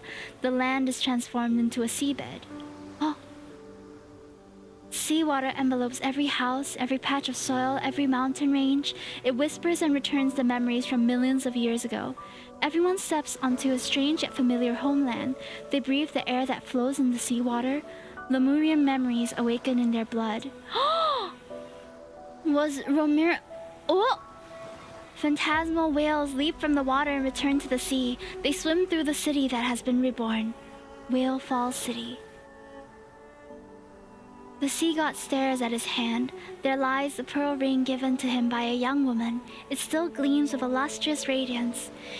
It gently encircles his finger. It's like her embrace that never let him go. It shall keep him bound to the sea evermore. No!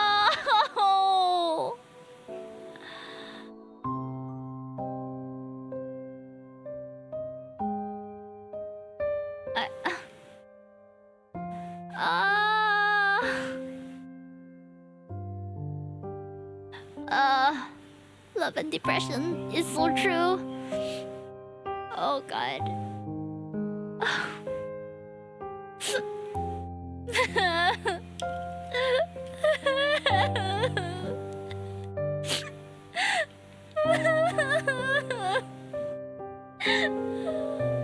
Oh goodness. I can't bear it. They do this to me every time. Every time there's a meme, I end up sobbing. Oh god.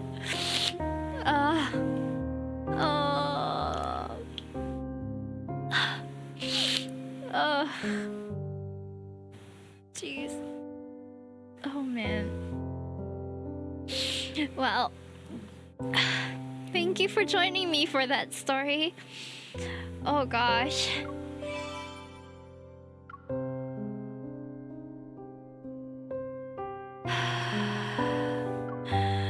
I'm fading.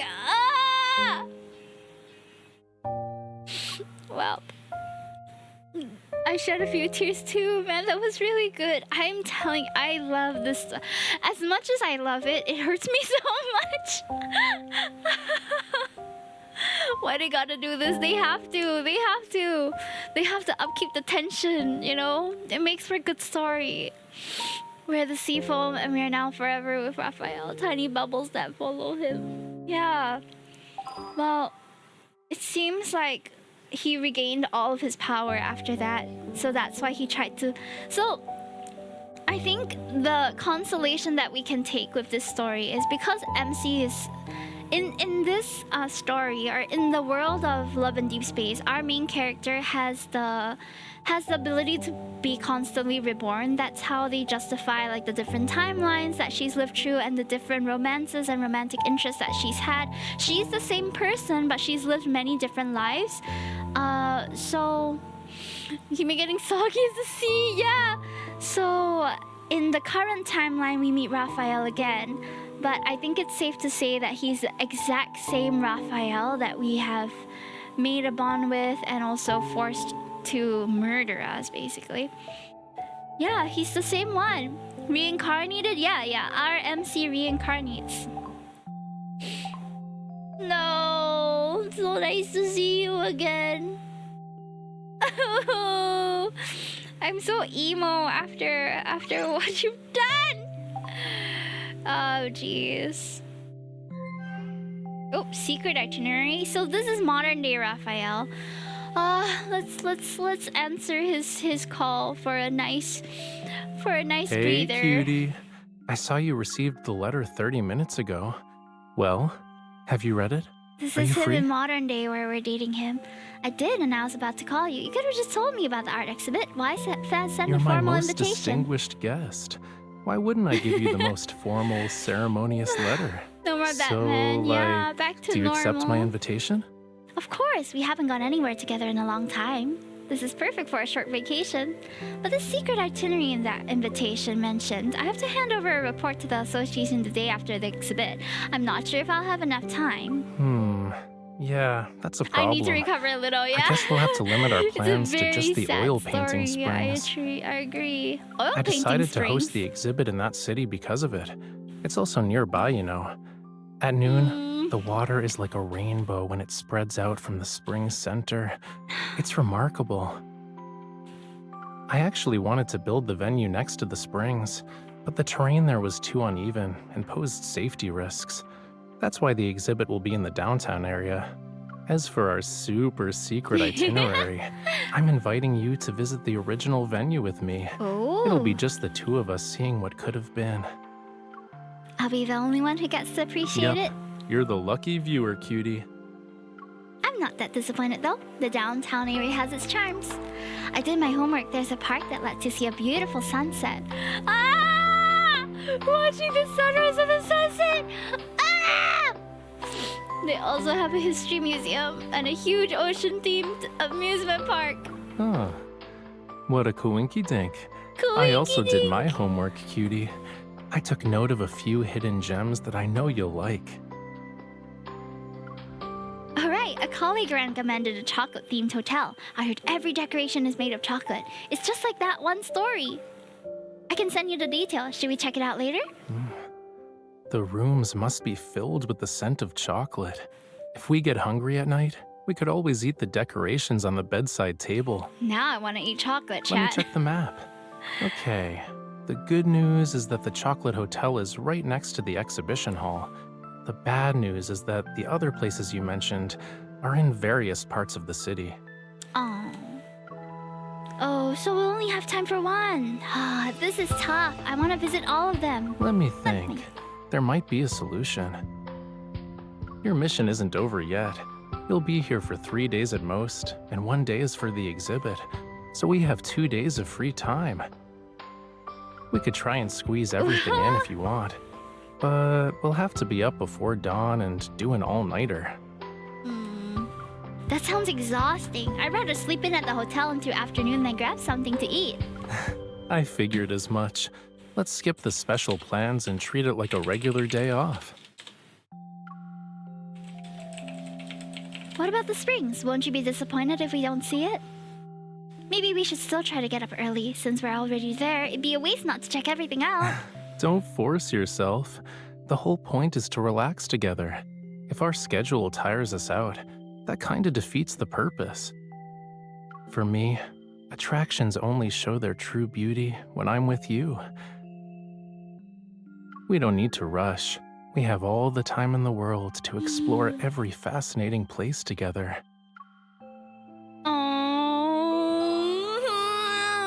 I love that. I love that they can just go on travels now and live a comfortable life.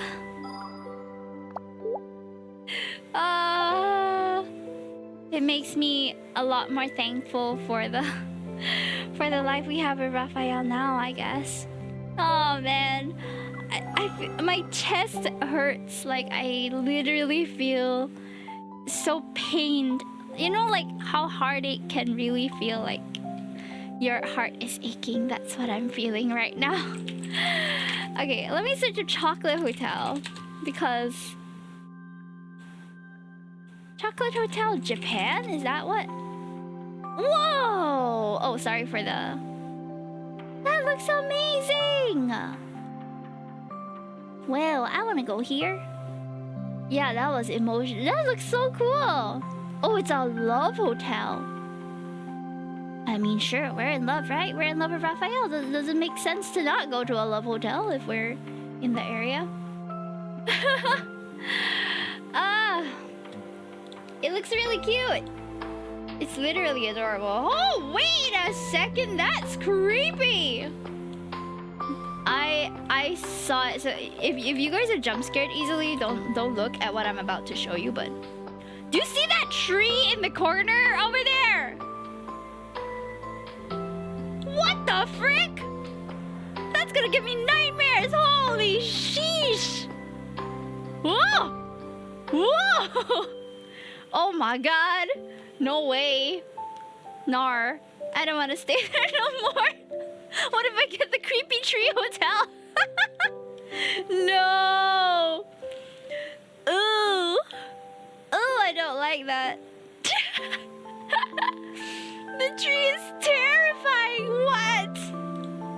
Wait, let me not slander the hotel here. Let me make sure that it's the right the right hotel we were looking at. That is which chocolate hotel? It seems like there's a few. That one is the Sweets Themed Love Hotel, Sweets Hotel Chocolate. Gonna request specifically not for the tree room. Holy. How was your trip to Malaysia? Trip to Malaysia was good. Thank you for asking. We had a lot of nice things to eat and stuff. I want to show you guys. But I am gonna end stream soon because I'm feeling a gastric pain kick in. I really wanted to stream for longer, but the bond myth really... Whoa, it took way longer than I thought. Almost 3 hours. I guess that happens when you're reading every piece of dialogue, but still. So, we did. For day one, we went to a couple of cafes. Really, we went to a mall as well. That's Rafayel talking in the back. This is the Soil Cafe at Eco Flora. Delicious breakfast, the most delicious one. So yummy. I also went to KKB where we had a couple of... I love the Nissan brand of this snack. And then I saw that they had a bunch of different flavors. So I thought, ooh, very cute. A good try. No, I didn't dye my hair. Or rather, a while back I dyed my hair. But it's probably the lighting and the filters that I have. But you can see that my roots are growing out like crazy. I think my entire fringe is a different color. From like you can see my roots are like all the way up here, but it's not too unnatural. I bought this dress in 3 colors because it was a Sanrio collab with Padini and it was so comfortable. There's padding for the boobies. I don't even need to wear a bra. There's safety shirts too, so amazing find. We tried Dip and Dip too, but I ended up eating the egg sandwich at Dip and Dip because I wasn't craving something super sweet. Now I want something super sweet. Damn. Yeah. So that was my day in Malaysia, and then this is Stinky this morning. He was resting on my hand and not letting me work, so I didn't get a lot done.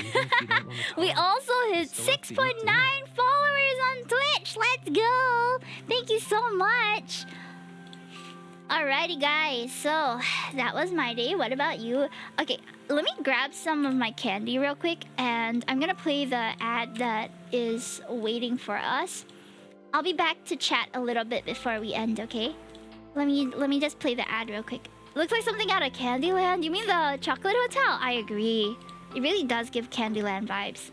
Alright, one moment. I'm gonna go for a quick toilet break and grab more water. I need to dry my tears! I suddenly remembered a verse from a poem, but I can't remember the next line.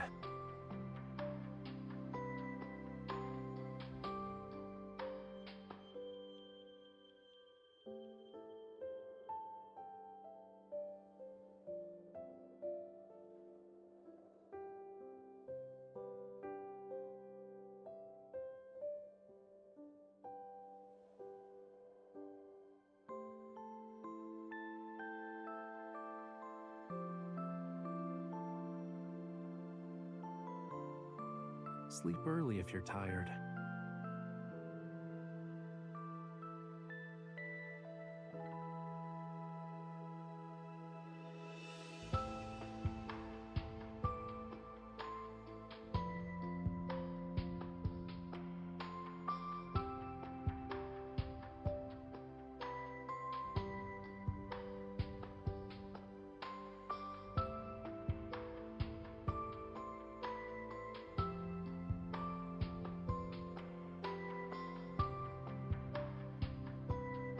I'll be here for you whenever you want to talk.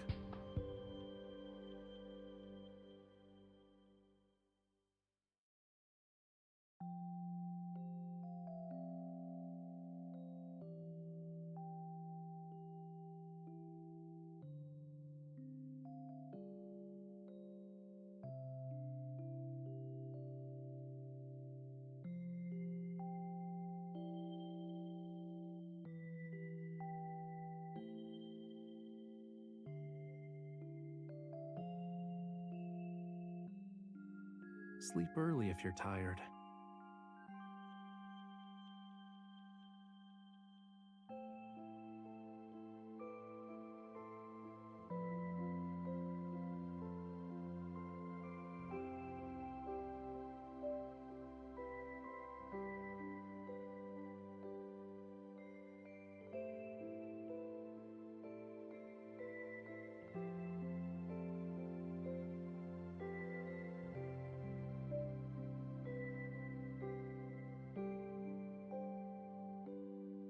Even if you don't want to talk, you still have to eat dinner.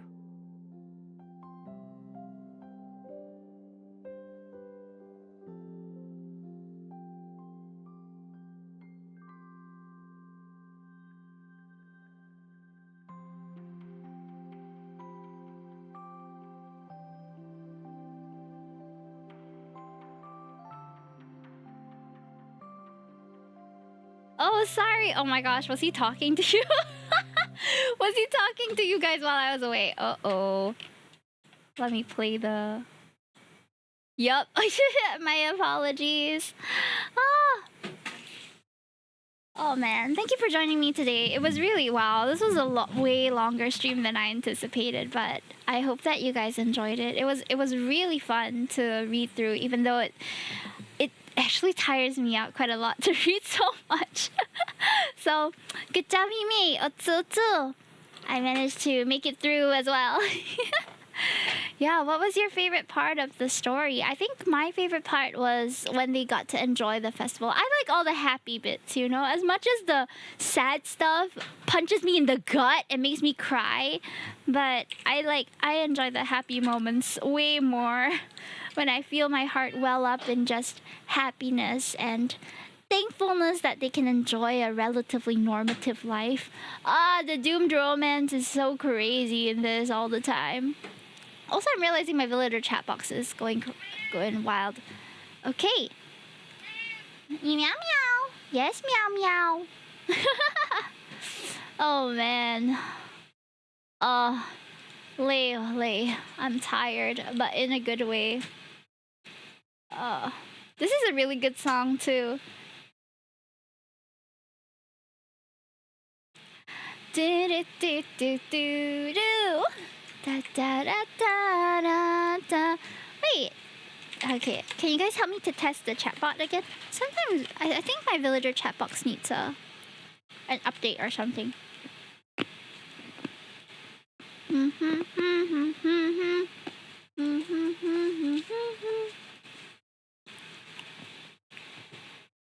Okay. So, don't worry, you guys won't have to miss me for too long. Tomorrow I'm going... Yeah, it works! Tomorrow I'm going to be... Yes, kitty. She's like, Mom, why aren't you going to sleep? Tomorrow I'm going to be streaming art. We'll be starting at 8 p.m. our usual time. Yeah!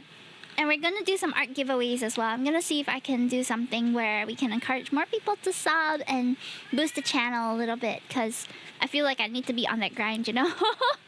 Now that my holiday is over, it's time to get back on that art grind. If you want to support me for free, you can also hit me up on my socials. Not hit me up, but like follow me on my socials, follow me on Ko-fi. Check out the stuff I post. And don't forget to subscribe on YouTube too. I hope you guys has had a good hump day too. Anything notable that happened to you? You can talk to me a little before we raid out. But I'm gonna be raiding a Malaysian streamer who's also playing Rafayel's Myth at the moment. I think she's just approaching the final chapter as well, so excited. Hump day humped. In a good way or in a bad... Hump day humped. I'm not sure how to make of that. My hump day was a lot of naps. I think traveling really tires me out. So after I came back from Malaysia, I just like passed out. Like last night I didn't eat dinner, and then this night I wasn't hungry until about midway through the stream. So I'm gonna eat now. But yeah, we're gonna have art tomorrow, and then we're gonna have Hollow Knight on Saturday. I think the Hollow Knight stream will also be quite long, but I'm hoping that we manage to finish it, hopefully. The weekend is pretty tiring. Oh, please have a good rest tonight. Don't sleep too late, okay? Do take care. And let's send the love to, I think her name is Jin Chu, Malaysian streamer. Not much on there about, but she just says here to hopefully make your day a little better. So I think you guys will like that. Yeah, thanks, Himi, no problem. Thanks for sticking around also, and thanks for asking me about my day. I'm so sorry that I could only chat like afterwards. But we'll chat more tomorrow, okay? See you guys. Bye bye.